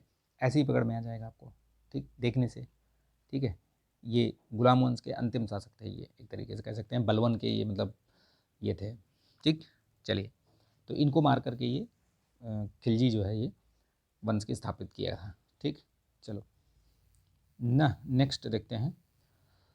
शाहजहां ने किसे गुण समुंदर की उपाधि दी थी? तो ये लाल खां था ये, ठीक है, उसको इन्होंने दिया था। ये बेसिकली एक संगीतज्ञ था ये, ठीक है, गुण समुंदर। निम्नलिखित में से सही कालानुक्रम बताना है आपको, कैसे क्या क्या चीज़ें हुई हैं। देखिए, तो नगर संस्कृति, देखिए नगर संस्कृति सबसे पहले आई थी, तो पहला ही सही हो गया, ठीक है। नगर संस्कृति पहले ही आई थी, उसके बाद लोहे का हल, ठीक। फिर उसके बाद आपका ये चांदी के सिक्के, फिर सोने के सिक्के, ठीक है, इस तरीके से। नगर संस्कृति तो हड़प्पा संस्कृति से ही शुरू हो गई थी ना, ठीक है, आद्य ऐतिहासिक काल से ही शुरू हो गया था। उसके बाद लोहे का हल आता है, ठीक है, जब आपका मगध और ये सब बनते हैं ना, महाजनपद काल इस समय, ठीक है, उत्तर वैदिक काल से शुरू हो जाता है ये सब। फिर चांदी के सिक्के, ठीक है, मगध इसी में आते हैं। फिर उसके बाद आपका ये सोने का सिक्का तो काफ़ी बाद आता है, ठीक है। तो ये कालानुक्रम याद रखेगा बेसिकली, ठीक। चलिए, नेक्स्ट नेक्स्ट लोहे का जो ये मतलब जानकारी है वो बेसिकली वैदिक उसमें शुरू हो जाता है, ठीक है। चलिए, निम्नलिखित में से त्रिपिट त्रिपिट त्रिपिटकों में से एक बुद्ध के दार्शनिक सिद्धांत का संग्रह है, कौन सा है भैया संग्रह? देखिए 3 है त्रिपिटक, कौन कौन से, ये तीनों लिखे हुए हैं नाम, ठीक है। इनमें से जो ये विनय पिटक है, ये बेसिकली नियम कानून से संबंधित है, ठीक है। सुत्त पिटक में ही आपके धार्मिक क्या है, धार्मिक सिद्धांत है। और अभिधम्म पिटक में क्या है? तो अभिधम्म पिटक में जो ये पूछ रहा है कि भैया दार्शनिक सिद्धांत बुद्ध के, तो वो इसी अभिधम्म में मिलते हैं, ठीक। इस चीज़ को याद रखिएगा, ठीक। ये सब जो बने थे ये सब बुद्ध के जो मृत्यु के बाद ही हुए हैं, ठीक है, बनाए गए हैं। निम्नलिखित में से किस एक को रामायण की रचना तमिल भाषा में रामायणम के नाम से की थी? तो कंबन कृत रामायण, ये हमने बहुत बार पढ़ा हुआ है, आपने भी पढ़ा होगा इस चीज़ को, कंबन, ठीक है। नालंदा विश्वविद्यालय को ध्वस्त करने वाला जो बख्तियार खिलजी था, वो सल्तनतकालीन शासक किस सेनापति था? वो किसका सेनापति था? तो ये कुतुबुद्दीन ऐबक का था। ये किसका था? कुतुबुद्दीन ऐबक का, याद रखिएगा इसको, ठीक। ये कुतुबुद्दीन ऐबक, ये कह सकते हैं कि गुलाम वंश का संस्थापक यही रहा है, 1206 में ये गद्दी पर बैठा था ये, ठीक है। चलिए, नेक्स्ट क्वेश्चन देखते हैं। देखिए, निम्नलिखित में से कौन सा मुगल शासक कादरी सिलसिले का अनुयायी था? तो याद रखिएगा दारा शिकोह था, जो कि कादरी सिलसिले का था, ठीक है। और कादरी सिलसिले का जो प्रवर्तक था कौन था? अब्दुल कादिर जिलानी, ये याद रखिएगा, ठीक है। आप कमेंट करके बताइए कि औरंगजेब किस सिलसिले का ये था, फॉलोअर था ये, ठीक। मुगल शासन में भूमि माप के लिए प्रयुक्त लोहे के कड़ों से युक्त बांस की छड़ क्या कहलाती थी?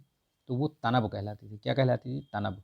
बेसिकली जरीबाना क्या था? जरीबाना जैसे जो ज़मीन वगैरह नापने जाते थे उसके लिए कर जो लगता था वो था जरीबाना, ठीक है। और ये तकावी, आपको ये पता है, कृषि ऋण हुआ करता था, ठीक है। ये खूत जो है ये राजस्व संबंधी एक पद होता था ये, ठीक है। खूत, खूत या खुद कहते हैं, ठीक है, खुद मुकद्दम, ये इस तरीके से। निम्नलिखित में से कौन सा मंदिर चोलों से संबंधित नहीं था? तो देखिए, ऐरावतेश्वर था, कोरंगनाथ मंदिर भी, बृहदेश्वर भी है, कैलाशनाथ मंदिर नहीं है, ये राष्ट्रकूट से संबंधित है, ठीक। ये याद रखिएगा, ठीक है। निम्नलिखित में से कौन सा एक सिक्का अकबर द्वारा नहीं चलाया गया था? तो देखिए, रहस्य भी चलाया गया था, संसब, इलाही, ये तीनों चलाए गए थे। निसार ये जहांगीर द्वारा था, ठीक है। जहांगीर द्वारा, याद रखिएगा। इत्तलाक प्रथा क्या है? तो इत्तलाक प्रथा जो है बेसिकली ये फिरोज तुगलक ने चलाया था, ये फिरोज शाह तुगलक। और ये इत्तलाकनामा एक प्रकार की हुंडी थी बेसिकली ये, जिसकी सहायता से सैनिक राजस्व अधिकारियों से अपना जो वेतन प्राप्त करते थे। ठीक है, तो ये दोनों कथन सही है। सत्य पूछा था ना इसमें, हाँ ठीक है, तो दोनों सही हैं। देखिए, सहकारी बैंकों में से किस एक को रिजर्व बैंक के पुनर्वित्त प्राप्त करने की सुविधा है? मतलब इनमें से कौन है जो कि पुनर्वित्त के लिए आरबीआई से पैसा मतलब उसको मिलता है? तो देखिए, ये जो राज्य सहकारी बैंक है इन्हीं को प्राप्त है सिर्फ, ठीक है, बाकी और किसी को नहीं प्राप्त। ठीक, तो यह याद रखिएगा। ठीक है, इनमें से राज्य सहकारी बैंक को 3 उस पर बनती हैं, केंद्र या जिला सहकारी हो जाती है। ठीक है, राज्य सहकारी और प्राथमिक शाख समितियाँ, तो इनमें से राज्य वाली है जिसको पुनर्वित्त प्राप्त होता है आरबीआई से। चलिए नेक्स्ट क्वेश्चन देखते हैं। अगला क्वेश्चन, निम्नलिखित में से किस एक समिति के आधार पर बीमा क्षेत्र का निजीकरण किया गया था? तो कौन सा था भैया इसमें जिसके आधार पर ये किया गया था बीमा क्षेत्र का निजीकरण? तो याद रखिएगा ये मल्होत्रा समिति थी। ठीक है, 1992 में, ये याद रखिएगा 1992 में। ठीक, चलिए अब अवकथन और कारण आ गया। ऐसे प्रश्न मैंने बताया था ना कि कम से कम आपको 4 से 5 प्रश्न मिलेंगे ऐसे। ठीक है, और बड़े ही कन्फ्यूजन टाइप के होते हैं। देखिए, विकासशील अर्थव्यवस्था के लिए थोड़ी मात्रा में मुद्रास्फीति एक टॉनिक का काम करती है। ठीक, तो ये सही है। और इसमें बोल रहा है कि थोड़ी थोड़ी मूल्य वृद्धि से उत्पादकों के अधिक उत्पादन करने को प्रेरणा मिलती है। तो बिल्कुल ठीक है, ये दोनों कथन ठीक है। ठीक है, और इसकी ये व्याख्या भी कर रहा है। ठीक, ए वाला सही है। थोक मूल्य सूचकांक जो WPI होता है, ठीक है, उसका आधार वर्ष इसमें सत्य कथन पूछा है, तो इसका आधार वर्ष क्या है? 2004-5 पहले था, 2017 के बाद इसमें चेंजिंग आई है। कब कर दिया गया इसको? तो 2011-12 कर दिया गया है। ठीक है, और ये सूचकांक जो है वो वाणिज्य और उद्योग मंत्रालय द्वारा त्रैमासिक नहीं, मासिक यानी हर महीने मासिक जारी किया जाता है। तो दोनों कथन गलत है इसमें। सत्य पूछा था तो इसका डी होगा करेक्ट आंसर। निम्नलिखित में से किस पंचवर्षीय योजना का मूलभूत उद्देश्य मानव विकास था? तो ये याद रखिएगा, 8वीं जो पंचवर्षीय योजना थी, कब से कब तक थी? 92 से 97 तक। ठीक, यही था। ठीक है, चलिए नेक्स्ट देखते हैं। निम्नलिखित युग्मों में से कौन सा सही सुमेलित नहीं है? देखिए, क्वेकर सिटी ठीक है, फिलाडेल्फिया, न्यू हेब्राइड ये वनवातु ठीक है। ठीक है, ग्रेट हैरिंग पॉन्ड, ये ग्रेट हैरिंग पॉन्ड ये कहाँ? ये अटलांटिक महासागर में। ठीक है, ये प्रशांत में नहीं है, तो यही वाला नॉट मैच्ड। ठीक है, बाकी ये नेवर नेवर लैंड, ये प्रेरीज ऑफ नॉर्थ, ये ठीक है। ठीक है, चलिए नेक्स्ट देखते हैं। निम्नलिखित में से कौन सा पठार इरावदी और साल्वीन नदियों के मध्य है? तो ये सान पठार है जो कि इन दोनों नदियों के बीच में मिलता है। चलिए नेक्स्ट देखते हैं। अफ्रीका महाद्वीप में एटलस पर्वत का जो विस्तार है कहाँ कहाँ है? तो मोरक्को में है, अल्जीरिया में है और ट्यूनीसिया, ये 3 देश हैं, 3 कंट्रीज़ में ये है। कौन सा? एटलस पर्वत। ठीक, नीचे 2 कथन दिए गए हैं। देखिए, प्रशांत महासागर के तटीय भागों को अग्निवलय कहा जाता है, तो बिल्कुल सही है। क्यों क्यों कहा जाता है? तो इसमें सर्वाधिक संख्या में सक्रिय ज्वालामुखी पाए जाते हैं, तो बिल्कुल ठीक है ये। ठीक है, तो ए और आर दोनों सही हैं, और ये इसकी व्याख्या भी मतलब कर रहा है, ए की आर। निम्नलिखित देशों में कौन सा एक काकेशस राज्य नहीं है? काकेशस राज्य ये जॉर्जिया है, अजरबैजान है, ठीक है, और आपका ये आर्मेनिया भी है, लातविया नहीं है। ठीक है, लातविया इसमें शामिल नहीं है, ध्यान रखिएगा इस चीज़ को। ठीक है, चलिए नेक्स्ट देखते हैं। निम्नलिखित युग्मों में से कौन सा एक सही सम्मिलित नहीं है? जिब्राल्टर ये ठीक है, भूमध्य सागर का द्वार कहा जाता है। आयरलैंड को एमरल्ड द्वीप कहा जाता है। बहरीन को मोतियों का देश कहा जाता है। स्कॉटलैंड कॉकपिट ऑफ यूरोप, ये स्कॉटलैंड को कॉकपिट ऑफ यूरोप नहीं कहते हैं। ठीक, इसका जो करेक्ट आंसर होगा डी होगा, कि इसमें ये मैच्ड नहीं है। कॉकपिट ऑफ यूरोप बेल्जियम को कहा जाता है, बेल्जियम। ठीक है, तो फिर स्कॉटलैंड को क्या कहा जाता है? तो स्कॉटलैंड को कहा जाता है लैंड ऑफ केक्स, केक्स। ठीक है, क्या कहा जाता है? Land of cakes. ठीक, निम्नलिखित महाद्वीपों तथा उनके सबसे बड़े देश, मतलब कौन से किसमें देश कौन सा बड़ा है? तो देखिए, एशिया में तो रूस रसिया है सबसे बड़ा, बिल्कुल सही है। अफ्रीका में अल्जीरिया है, बिल्कुल ठीक है। उत्तरी अमेरिका में यूएसए नहीं है भैया, कनाडा है। ठीक है, कौन सा है? कनाडा है। दक्षिण अफ्रीका में ब्राज़ील है, तो ये सी वाला नॉट मैच्ड। ठीक है, निम्नलिखित युग्मों में से कौन सही सुमेलित नहीं है? मोजाम्बिक की राजधानी मपूतो, जाम्बिया की लुसाका, सेनेगल का डकार, इरिट्रिया का ये आपका नाकफा नहीं है, इरिट्रिया का क्या है, अस्मारा, ठीक है, क्या है, अस्मारा, ठीक, ध्यान रखिएगा। एक प्रश्न आपका जरूर पूछता है राजधानी से एक, और एक मान के चलिए कि आपका मुद्रा से, ये बिल्कुल तैयार कर लीजिएगा आप, ठीक है। हुमायूं ने दौरिया का युद्ध किस शासक के खिलाफ लड़ा था, तो ये याद रखिएगा, दौरिया का युद्ध हुआ था 1532 में हुआ था, और ये महमूद लोदी के खिलाफ लड़ा था, ठीक है, इसमें उसको पराजित किया था महमूद लोदी को, ठीक, याद रखिएगा। चलिए नेक्स्ट देखते हैं। अब इसमें दिया हुआ है सूची 1 को सूची 2 से मैच करना है। देखिए शंकराचार्य बेसिकली ये स्मृति संप्रदाय से, रामानुजाचार्य ये वैष्णव संप्रदाय से, निम्बकाचार्य आपके ये सनक संप्रदाय से, और ये आपके ब्रह्म संप्रदाय से, ठीक है। तो ए का 3 और एक ही पे मतलब आप निकाल रहे 3142, ठीक है, बी वाला करेक्ट ऑप्शन होगा। चलिए नेक्स्ट देखते हैं। निम्नलिखित में से किस एक शासक ने दीवान नामक एक काव्य संग्रह का संकलन करवाया था, तो ये बाबर ने करवाया था, दीवान नामक, ठीक है, ये ध्यान रखिएगा। मोबियान नामक एक पद्य शैली का विकास भी करा था इसने, मोबियान, याद रखिएगा।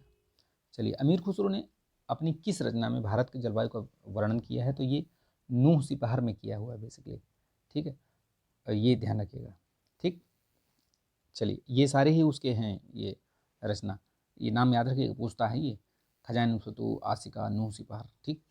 चलिए निम्नलिखित कथनों में से कौन सा एक सत्य है, तो देखिए कौन सा सत्य है। जूनागढ़ अभिलेख प्राकृत भाषा का प्राचीनतम अभिलेख है, तो ये प्राकृतिक भाषा का नहीं है, संस्कृत भाषा का प्राचीनतम अभिलेख, ठीक है, जूनागढ़, तो ये गलत हो गया, सत्य पूछा तो पहला तो गलत हो गया, ठीक है। केवल यह अभिलेख शक छत्रप रुद्रदामन का, तो ये केवल 2 वाला सही है, ठीक है। चलिए नेक्स्ट देखते हैं। राज्यवंश दिया हुआ है और उनकी राजधानी मैच करना है भैया आपको। देखिए होयसल द्वार समुद्र, ठीक है, कदम्ब वनवासी, पल्लव कांची, और ये राष्ट्रकूट आपके मान्यखेट, ठीक। तो ये याद रखिएगा, इस तरीके से आप इसको एलिमिनेशन से भी आपको 1-2 अगर नहीं भी पता है तो भी आप निकाल सकते हो। कदम्ब वनवासी, बी का 1, ठीक, तो डी वाला आपका ये करेक्ट आंसर हो जाएगा, 2143। चलिए नेक्स्ट देखते हैं। निम्नलिखित कथनों में से कौन सा एक असत्य है, देखिए असत्य कौन सा है। बौद्ध और जैन धर्म दोनों ही अनिश्वरवादी थे, ठीक है, बिल्कुल सही है। दोनों धर्मों में आत्मा की मान्यता है, तो बिल्कुल नहीं, ठीक है, बौद्ध धर्म जो है वो नहीं मानता है, जबकि आपका जैन धर्म मानता है, तो ये अंतर रहा है, ठीक है। बौद्ध धर्म में ये आत्मा की परिकल्पना नहीं है, ठीक। बौद्ध धर्म पुनर्जन्म में मान्यता है, पुनर्जन्म की आपकी कथानक कहानियाँ मिल जाएंगी बौद्ध बुद्ध की, लेकिन आत्मा की मान्यता नहीं है, ठीक है। तो असत्य पूछा है तो इसमें केवल 2। चलिए नेक्स्ट देखते हैं। हड़प्पा स्थल और नदी किस नदी के किनारे है, देखिए रोपड़ तो सतलज, कालीबंगा आपका घग्गर, ठीक है, सुतकांगे डोर आपका सिंधु नदी हो गया, ठीक। चलिए नहीं, इसमें ये सुतकांगे डोर अलग है, एक एक देख लीजिए, रोपड़ ये सतलज देख लीजिए, ए का 4 देख लीजिए, एक ही में है ये, सी आपको करेक्ट ऑप्शन मिल जाएगा, और बी का 2 घग्गर मैंने बता ही दिया आपको, सी का 1 चन्हूद्रो सिंध हो गया, सुतकांगे डोर आपका दास्क नदी हो गया, ठीक। चलिए नेक्स्ट देखते हैं। एवरग्रीनिंग किससे संबंधित है, तो बेसिकली ये पेटेंट से संबंधित है, एवरग्रीनिंग, ठीक है, ये टर्मिनोलॉजी याद रखिएगा, एवरग्रीनिंग। एवरग्रीनिंग अभी लोन बीच में एक भी आया था, ये लोन का एवरग्रीनिंग ये भी है, ठीक है, ये भी याद रखिएगा, उसी तरीके का ये भी टर्मिनोलॉजी है, ठीक। ग्रीनिंग ऑफ, एवरग्रीनिंग ऑफ, ये अंतरिक्ष अनुप्रयोग केंद्र कहाँ पर है, सुमिलित नहीं है पूछा है, नॉट करेक्टली नॉट मैच्ड, ठीक है। देखिए इसमें से अंतरिक्ष अनुप्रयोग केंद्र अहमदाबाद में सही है, ठीक है। नेक्स्ट देखते हैं।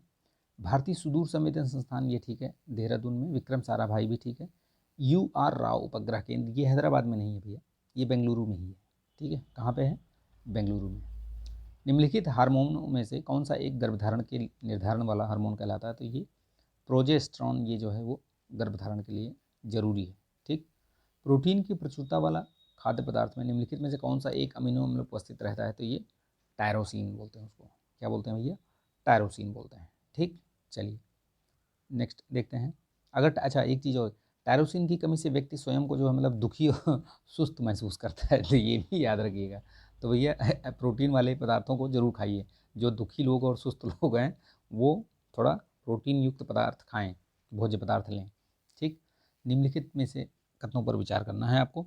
रुधिर प्लेटलेट्स केवल स्तनधारियों के शरीर में पाई जाती हैं, ठीक है, केवल स्तनधारियों के उसमें पाई जाती हैं। शरीर में रुधिर का निर्माण लाल अस्थिमज्जा में होता है, बिल्कुल ठीक है, बिल्कुल ठीक है। प्लीहा को शरीर का ब्लड बैंक कहा जाता है, बिल्कुल ठीक है, ये सारे ही कथन सही हैं, याद रखिएगा। फिर अभिकथन और कारण से संबंधित प्रश्न आ गया। लाल हरा नीला को प्राथमिक रंग कहा जाता है, बिल्कुल ठीक है, क्योंकि ऐसे रंग जिनके मिलाने से सफ़ेद रंग का प्रकाश उत्पन्न किया जा सकता है प्राथमिक रंग कहलाते हैं, बिल्कुल ठीक है। आर ए दोनों सही हैं और आर जो है एक ही सही व्याख्या भी कर रहा है। देखिए निम्नलिखित कथनों पर विचार करिए। रेडियो एक्टिविटी का मात्रक क्या है? तो क्यूरी है, ठीक है, क्यूरी है, ठीक। लेंस की जो शक्ति का मात्रक है वो डायोप्टर है, तो ये सत्य पूछा है तो वही है, दोनों सही है, ठीक है, इसमें गलत कोई है ही नहीं। चलिए आगे बढ़ते हैं। नेक्स्ट 100वें प्रश्न में आगे, निम्नलिखित में से कौन सा एक युग्म सही सुमेलित नहीं है? देखिए तो पोटेशियम ब्रोमाइड ये फोटोग्राफी में यूज़ होता है, नाइट्रेट आपका बारूद में यूज़ होता है, बिल्कुल ठीक है, कोई इसमें डाउट नहीं है। आपका ये पोटेशियम सल्फेट उर्वरक, मोनो पोटेशियम टार्टरेट के श्वेत पिगमेंट, यही वाला गलत है, बाकी आपके तीनों सही हैं ऊपर वाले, ठीक है। ये कहाँ यूज़ होता है? तो ये बेकरी में, पोटेशियम टार्टरेट बेकरी उद्योग में, ठीक है, ये ध्यान रखिएगा। ये जो श्वेत पिगमेंट है ये, जिसको कि वाइट पिगमेंट बोलते हो, ये जिंक सल्फाइड, ये जिंक सल्फाइड अगर लिखा होता तब तो सही होता ये, ठीक। चलिए, हाइड्रोजन बम के जनक एडवर्ड जे टेलर कहे जाते हैं, बिल्कुल ठीक है। हाइड्रोजन बम नियंत्रित संलयन, भैया अगर नियंत्रित संलयन करोगे तो वो बम थोड़ी होगा, बम तो फिर वो अनियंत्रित हो गया, तो ये गलत हो गया, ठीक है। इसमें सत्य पूछा है तो केवल एक है, ठीक। लंबे अंतरिक्ष यानों में अंतरिक्ष यात्रियों को निम्नलिखित में से कौन सी एक बीमारी का सामना करना पड़ता है? देखते हैं ना कि कई कई सारे लोग अंतरिक्ष में जाते हैं और बहुत लंबे लंबे समय तक रहते हैं, ठीक है, तो उनको कौन सी बीमारी हो सकती है? तो उसमें क्या है कि जैसे वहाँ पे गुरुत्व तो है नहीं, है ना, एकदम मतलब शून्य टाइप का रहता है, देखते नहीं, आपने वीडियो देखा होगा यूट्यूब वगैरह पे, वो मतलब फ्लोट करते रहते हैं ऐसे, ठीक है, बहुत ही मतलब वीडियो देख के अजीब सा मतलब एहसास होता है, ठीक। तो उनको कौन सी बीमारी हो सकती है? तो अस्थियाँ उनकी जो है कमज़ोर पड़ सकती हैं। ऐसा क्यों होता है बेसिकली? तो क्या होता है, उनकी पेशियों का क्षय होता है, अस्थियों में घनत्व की कमी का सामना करना पड़ता है। अब जब अस्थि का घनत्व कम होगा तो जाहिर सी बात है उसमें आप की जो अस्थियाँ हैं वो कमज़ोर होती जाएंगी, ठीक।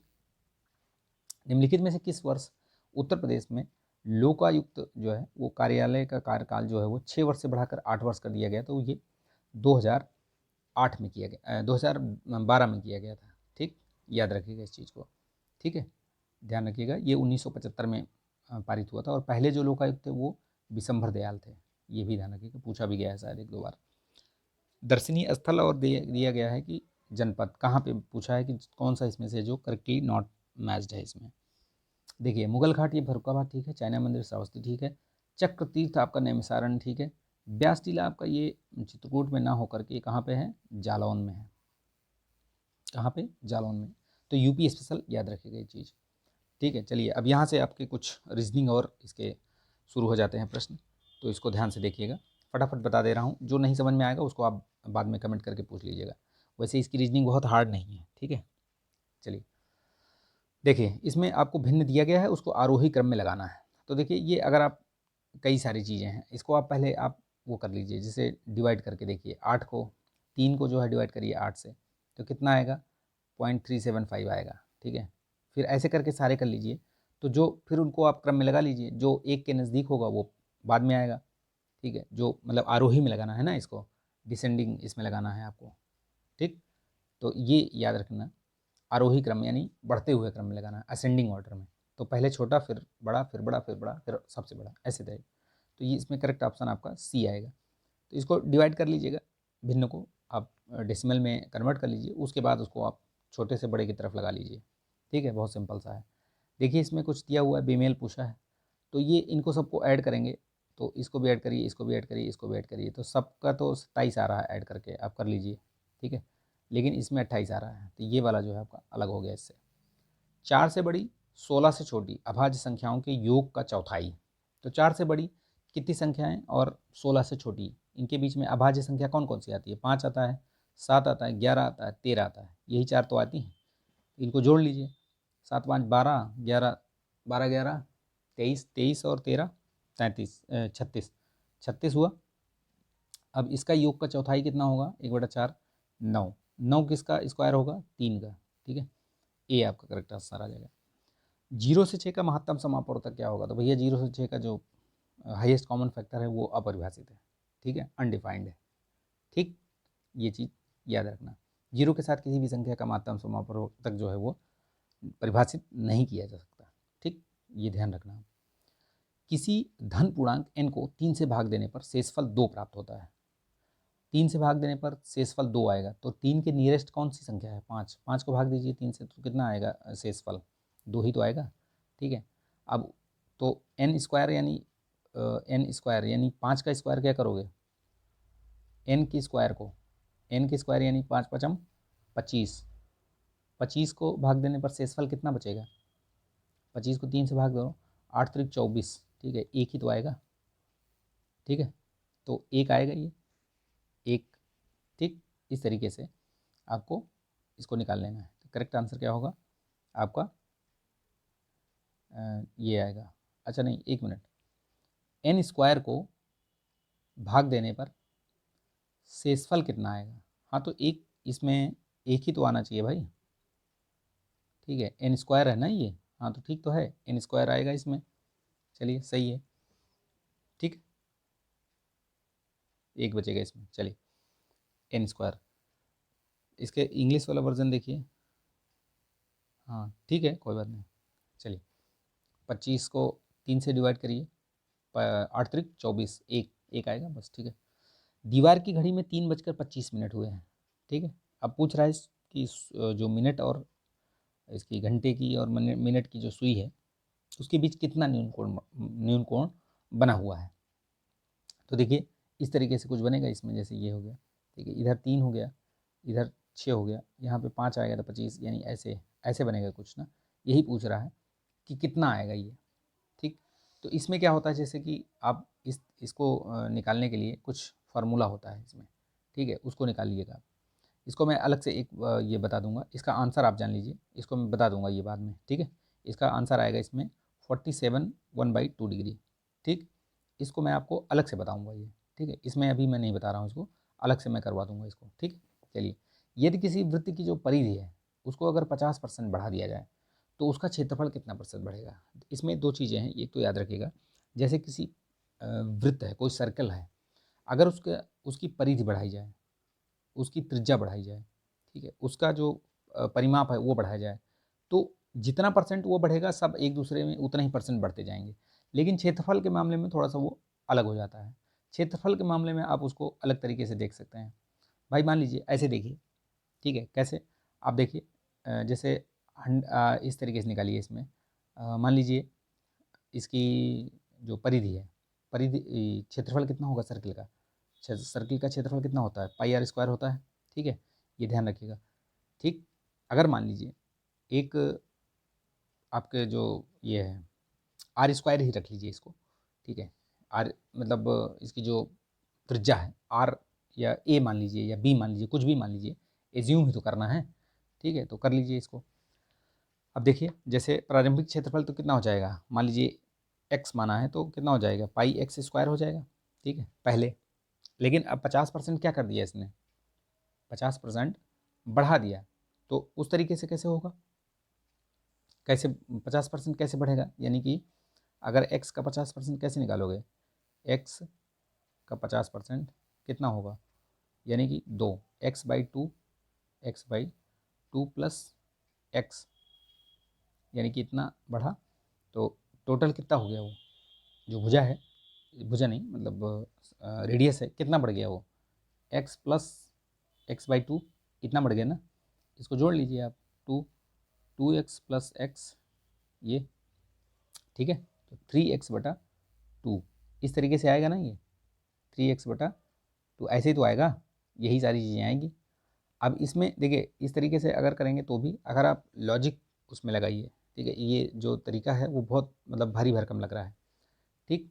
तो देखिए जैसे 100% तो होगा ही, रहेगा रहेगा मान के चलिए, ठीक है, उसके बाद कितना बढ़ेगा? तो देखिए उसमें कितना बढ़ेगा आप ऐसे निकालिए, मैं सीधे सीधे मतलब बताता हूँ आपको, बहुत आसानी से समझ में आएगा। देखिए कैसे, जैसे पाई आर स्क्वायर हो गया, यानी कि अगर मानता हूँ मैं मान के चलता हूँ कि आपका जो त्रिज्या है मान लीजिए 2 है, ठीक है, 2 है, तो यहाँ पे क्या होगा, ये 2, ठीक है, यहाँ पे हो जाएगा 2 और 2 pi r square x into sorry pi into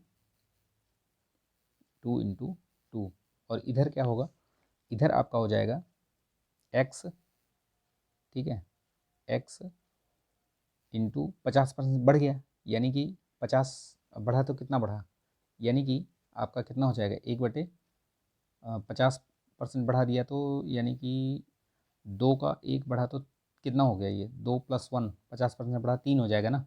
अच्छा रुकिए, मैं आपको इसको सही से बताता हूँ। ये देखिए, मैं इसमें डायरेक्टली दे देता हूँ आपको, ये जो 110 नंबर का क्वेश्चन है ये उसका आंसर है, ठीक है, 110 का ये, ठीक, 110 वाले का है ये, इसको कर लीजिएगा आप लोग, ठीक है, ये देख लीजिए आप, इस तरीके से इसको हल कर सकते हैं, ठीक।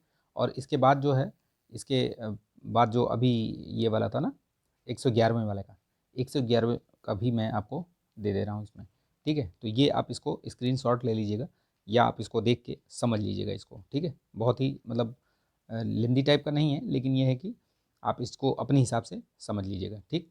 तो गलत और इधर उधर से बताने से अच्छा है कि आपको मैं इसका एक्सप्लेनेशन बता दे रहा हूँ इसमें, ठीक है। तो इसको आप कर लीजिएगा इसको, ठीक, ठीक है। चलिए 112वें प्रश्न पे आते हैं। देखिए, पेट्रोल का दाम 10% बढ़ा और बिक्री उसकी 10% घट गई। अगर इस तरीके का कहीं इस तरीके से आए तो आप यकीन मानिए इसमें इसमें इसका एक मतलब कॉन्सेप्ट ही है कि अगर इस तरीके का होगा तो इसमें होगी हानि ही होगी, ठीक है, कमी ही आएगी कहने का मतलब।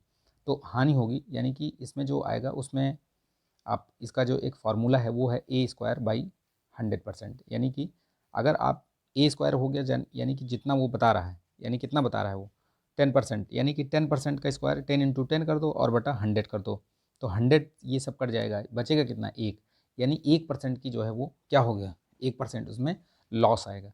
इस तरीके से कहीं भी अगर दोनों एक साथ हो, मतलब एक तरफ वृद्धि हो रही है और एक तरफ कमी हो रही है, तो दोनों को इस तरीके से निकालिएगा, ठीक है। जितना भी रहेगा उसको A² / 100 कर दीजिएगा, ठीक है, इस तरीके से वो आ जाएगा आपका प्रश्न, ठीक।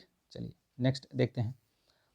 एसाइन को कूट भाषा में SASING यानी कि ASSING को SASING लिखा है, तो इसको आप बहुत ईजी है, अगर आप देखेंगे तो करके कर सकते हैं। इसमें आपका करेक्ट आंसर आएगा ये वाला, किडनैप का पूछा है तो ये IKDNAP आएगा, ठीक है। ये एक दूसरे को पलट दिया हुआ है बेसिकली, आप वैसे कर लेंगे जैसे उसमें पलटा हुआ है, सेम वही प्रोसीजर इसमें कर लेंगे तो सिंपल सा आ जाएगा, ठीक है। जैसे देखिए बता देता हूँ, अब आप देखिए ASSING, ठीक है, और इधर आपका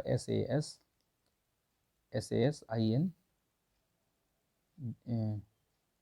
एक मिनट, ING, ठीक है। देखिए अब इसमें कैसे दिया हुआ है, कैसे किया हुआ है इसमें देखिए, तो यहाँ जी, यहाँ एक मिनट, असाइन का ये असाइन ASSIGN और इधर SASING, तो ये अब देखिए ऐसे पलट के लिखा हुआ है, यहाँ जी आ गया, यहाँ एन आ गया, यहाँ आई है, तो इस तरफ इसी तरीके से किडनैप का कर लीजिए, NAP यानी P की जगह पे A की जगह पे P है ना, और NPA किस में आ रहा है, एक ही में आ ही रहा है, ठीक है, यही सही हो गया आपका। इस तरीके से सॉल्व कर लीजिए। देखिए ये तो बहुत इजी है, आप इसको सॉल्व कर लीजिएगा, ठीक है। इसको मैं बता नहीं रहा हूँ, नहीं आएगा तो बताइएगा आप, ठीक है। इसका उत्तर C। BD की माँ है, ये भी बहुत ईजी है, मतलब इसमें बहुत कुछ बताने का है ही नहीं, आप इस तरीके से मैं बहुत सारी चीज़ें बता चुका हूँ, ठीक है। तो इसमें ये इसका बहनोई होगा, ठीक। ये भी बहुत ईजी है, देखने से पता चलेगा ये क्या कौन सी सीरीज चल रही है, 12 का स्क्वायर, 10 का स्क्वायर, 8 का स्क्वायर, फिर 6 का स्क्वायर, तो यानी 36, ठीक है। इसको भी देखिए कुछ सीरीज चल रहा है इसमें, क्या सीरीज चल रहा है इसमें, देखिए ABC इस तरीके से चल रहा है सीरीज, देखिए ABC चल रहा है ना, ABC चल रहा है इसमें देखिए, ठीक है। देखिए इसमें इसमें जो ये सीरीज चल रही है वो ABCB की चल रही है, ठीक है। किसकी चल रही है, ABCB ऐसे चल रही है। तो ये अगर आप इसमें देखेंगे तो ये जो A वाला है ये आपका इसमें एकदम फिट बैठेगा, ठीक है। ABCB इस तरीके से चल रहा है, ठीक है। कई बार दो लेटर मतलब दो शब्दों में चलता है, कई बार 3 में, कई बार 4 में, इस तरीके से आपको सेटिंग बैठानी पड़ती है, ठीक। ABCB इस तरीके से, ठीक। राज्य चर्म विकास एवं विपणन निगम लिमिटेड, ये कहाँ पर है बेसिकली, तो ये याद रखिएगा कानपुर में है। ठीक है, चलिए नेक्स्ट देखते हैं फटाफट। देखिए वर्ष 2011 की जनगणना के अनुसार उत्तर प्रदेश का ग्रामीण साक्षरता दर किसमें सबसे अधिक है, तो औरैया जिले में सबसे अधिक है। ठीक है, ये याद रखना। सबसे कम अगर साक्षरता पूछे तो कहाँ पे है भैया, तो श्रावस्ती। ठीक है, सभी तरीके से श्रावस्ती में बहुत कम है लिटरेसी रेट। ठीक, चलिए नेक्स्ट देखते हैं। उत्तर प्रदेश में स्थित निम्नलिखित में से किस एक टाइगर रिजर्व पार्क की उत्तरी और दक्षिणी सीमा निर्धारण जो है वो मोहन और सुहेली करते हैं, तो ये पीलीभीत टाइगर रिजर्व है, जिसमें नहीं सॉरी माफ़ कीजिएगा, ये दुधवा नेशनल पार्क। ठीक है, दुधवा राष्ट्रीय पार्क है, जिसको मोहन और सुहेली नदी जो है वो इसकी सीमा निर्धारित करती हैं। ठीक, याद रखिएगा, लखीमपुर खीरी जिले में पड़ता है। ये आया भी था, बहुत लोगों ने इसमें पीलीभीत लगा दिया था ऑप्शन, लेकिन दुधवा जो है ये कहाँ पे है, लखीमपुर खीरी में है। ठीक, चलिए नेक्स्ट देखते हैं। सितंबर 2023 में भारत के, अब यहाँ से आपका करंट अफेयर्स प्रारंभ हो गया। 20 क्वेश्चन अब लगभग आपके करंट अफेयर्स के रहेंगे। देखिए सितंबर में भारत के किस प्रसिद्ध ऑन्कोलॉजिस्ट को 2023 का 65वां रेमन मैग्सेसे पुरस्कार दिया गया, तो ये डॉक्टर रवि कन्नन रहे हैं। ठीक है, सितंबर 2023 में किस देश को पराजित करके भारत ने सैफ अंडर 16 चैंपियनशिप जीती, तो याद रखिएगा बांग्लादेश को हराया था। ये हुआ कहाँ था, तो भूटान में हुआ था, याद रखिएगा। वैसे हराया किसको था, बांग्लादेश को। सितंबर 2023 में यूएस ओपन 2023 किसने जीता, पुरुष एकल खिताब जो है वो नोवाक जोकोविच ने जीता, ये भी याद रखिएगा। किसको हराया था, यानी कि रनर अप रहे हैं ये डेनियल मेदवेदेव। ठीक, याद रखिएगा। सितंबर 2023 में 43वें आसियान शिखर सम्मेलन का जो ये हुआ था, बैठक हुई थी, आयोजन कहाँ हुआ था, ये याद रखिएगा, आपका जकार्ता इंडोनेशिया में हुआ था। ठीक है, इस तरीके से बहुत पूछता है प्रश्न। चलिए नेक्स्ट देखते हैं, फटाफट देख लेते हैं। भारत की अग्रणी एकीकृत बिजली उत्पादक कंपनी एनटीपीसी लिमिटेड द्वारा सितंबर 2023 में किस स्थान पर ग्रीन हाइड्रोजन पायलट सम्मेलन 2023 का आयोजन हुआ, तो ये नई दिल्ली में हुआ, ध्यान रखिएगा। ठीक है, देखिए सितंबर 2023 में केंद्र सरकार द्वारा एक राष्ट्र एक चुनाव की संभावना तलाशने हेतु एक समिति का गठन किया, तो उसकी अध्यक्षता किसको दी गई, तो ये पूर्व राष्ट्रपति रामनाथ कोविंद को प्रदान की गई। ठीक, याद रखिएगा। सितंबर 2023 में प्रसिद्ध कृषि वैज्ञानिक एवं भारत में हरित क्रांति के जनक डॉक्टर एम.एस. स्वामीनाथन, अभी थोड़ी देर पहले ही मैंने बताया था, उनके बारे में कुछ कथन दिया गया है। देखिए, तो 89 में उनको पद्म विभूषण दिया गया। ठीक है, और 1987 में उन्हें प्रथम विश्व खाद्य पुरस्कार से सम्मानित किया गया, तो ये दोनों कथन बिल्कुल सही हैं। ठीक, एक्सरसाइज युद्धाभ्यास ये अमेरिका के साथ करते हैं हम, याद रखिएगा। ठीक है, सितंबर में भारत की किस फिल्म को वर्ष 2024 के लिए 96th ऑस्कर के लिए भेजा गया, तो ये 2018 एवरीवन इज़ अ हीरो। देखिए ये शायद मलयालम मूवी है, देखिएगा अच्छी मूवी है ये। ठीक है, उसको भेजा गया है। सितंबर 2023 में केंद्रीय सूचना एवं प्रसारण मंत्रालय किस भारतीय अभिनेत्री को 53वां दादा साहब फाल्के पुरस्कार दिया गया, तो ये पुरस्कार सम्मानित करने की घोषणा की गई, तो वहीदा रहमान को, याद रखिएगा। ठीक, सितंबर में ही निम्नलिखित में से किसने भारत का पहला यूपीआई एटीएम लॉन्च किया है, तो हिताची पेमेंट सर्विसेज ने, याद रखिएगा। विश्व बौद्धिक संपदा वीपो ने ग्लोबल इनोवेशन इंडेक्स जारी किया है, इसमें भारत की रैंकिंग कितनी है, तो इसमें जो है भारत की रैंकिंग 40वीं है। ठीक है, इसमें भारत की रैंकिंग कितनी है, 40वीं है। पर्यटन मंत्रालय द्वारा सितंबर 2023 में भारत के कोंगथोंग गांव को सर्वश्रेष्ठ पर्यटन गांव को पुरस्कार से सम्मानित किया गया, तो वो कौन सा है, ये आपका मेघालय में है। ठीक है, मेघालय में। ठीक है, सितंबर 2023 में किस तिथि को विश्व ओजोन दिवस मनाया जाता है, तो सितंबर ये 16 को मनाया जाता है। ठीक है, आप कमेंट करके बताइए इसमें कि कौन सा इस बार की थीम क्या है ओजोन दिवस की। निम्नलिखित में से भारत के किस राज्य में उमियाम झील को साफ रखने हेतु आर्टिफिशियल इंटेलिजेंस सक्षम रोबोटिक तकनीक अपनाया है, तो ये उमियाम झील आपकी मेघालय में पड़ती है। सितंबर 2023 में रक्षा मंत्री राजनाथ सिंह द्वारा निम्नलिखित में से किस स्थान पर भारत ड्रोन शक्ति 2023 का प्रदर्शनी का उद्घाटन किया गया, तो हिंडन एयरबेस। ये बेसिकली आपका हिंडन कहाँ है, ये गाजियाबाद इधर। ठीक है, गाजियाबाद में पड़ता है। वीरांगना दुर्गावती बाघ अभ्यारण्य ये कहाँ पे है, ये 54वां बाघ अभ्यारण्य बना है, ये कहाँ पे, मध्य प्रदेश में। ठीक, ये चीज़ ध्यान रखिएगा, 54वां यानी कि 54। ठीक है, भारतीय सेना एवं संयुक्त राज्य अमेरिका की सेना की सह मेजबानी में 13वां जो Indo Pacific army chief conference ये कहाँ पे हुआ है, तो जोधपुर में हुआ है। कहाँ पे, ये नहीं, जोधपुर में नहीं हुआ है, नई दिल्ली में हुआ है। ठीक है, जोधपुर में नहीं, नई दिल्ली में हुआ है। ठीक है, ये Indo Pacific army chief conference का आयोजन कहाँ हुआ है? नई दिल्ली में हुआ है। ठीक, ये याद रखिएगा। सितंबर 2023 में विश्व मसाला कांग्रेस ये कहाँ हुआ? तो ये मुंबई में हुआ है। ठीक, ये ध्यान रखिएगा, ये महत्वपूर्ण है, हो सकता है पूछ ले, वर्ल्ड स्पाइस कांग्रेस। ठीक, सितंबर 2023 में केंद्र सरकार द्वारा किस भारतीय अभिनेता को भारतीय फिल्म एवं टेलीविजन संस्थान जो FTII है सोसाइटी का अध्यक्ष चुना गया? तो R माधवन को बनाया गया है। ठीक है, इसके पहले शेखर कपूर थे, उनके बाद ये अभी ये बने हैं R माधवन। ठीक है, तो ये 140 प्रश्न मैंने आपको यहाँ पे करवा दिए हैं। आप कमेंट करके बताइएगा कि आपके कितने प्रश्न इसमें से सही हो रहे हैं। ठीक, वीडियो लाइक कर दीजिएगा, अच्छा लगा तो लाइक करिएगा, मोटिवेशन मिलता है थोड़ा सा, आप लोग इसको लाइक शेयर सब्सक्राइब करिए। ठीक है, चलिए मिलते हैं नेक्स्ट वीडियो में। जय हिंद।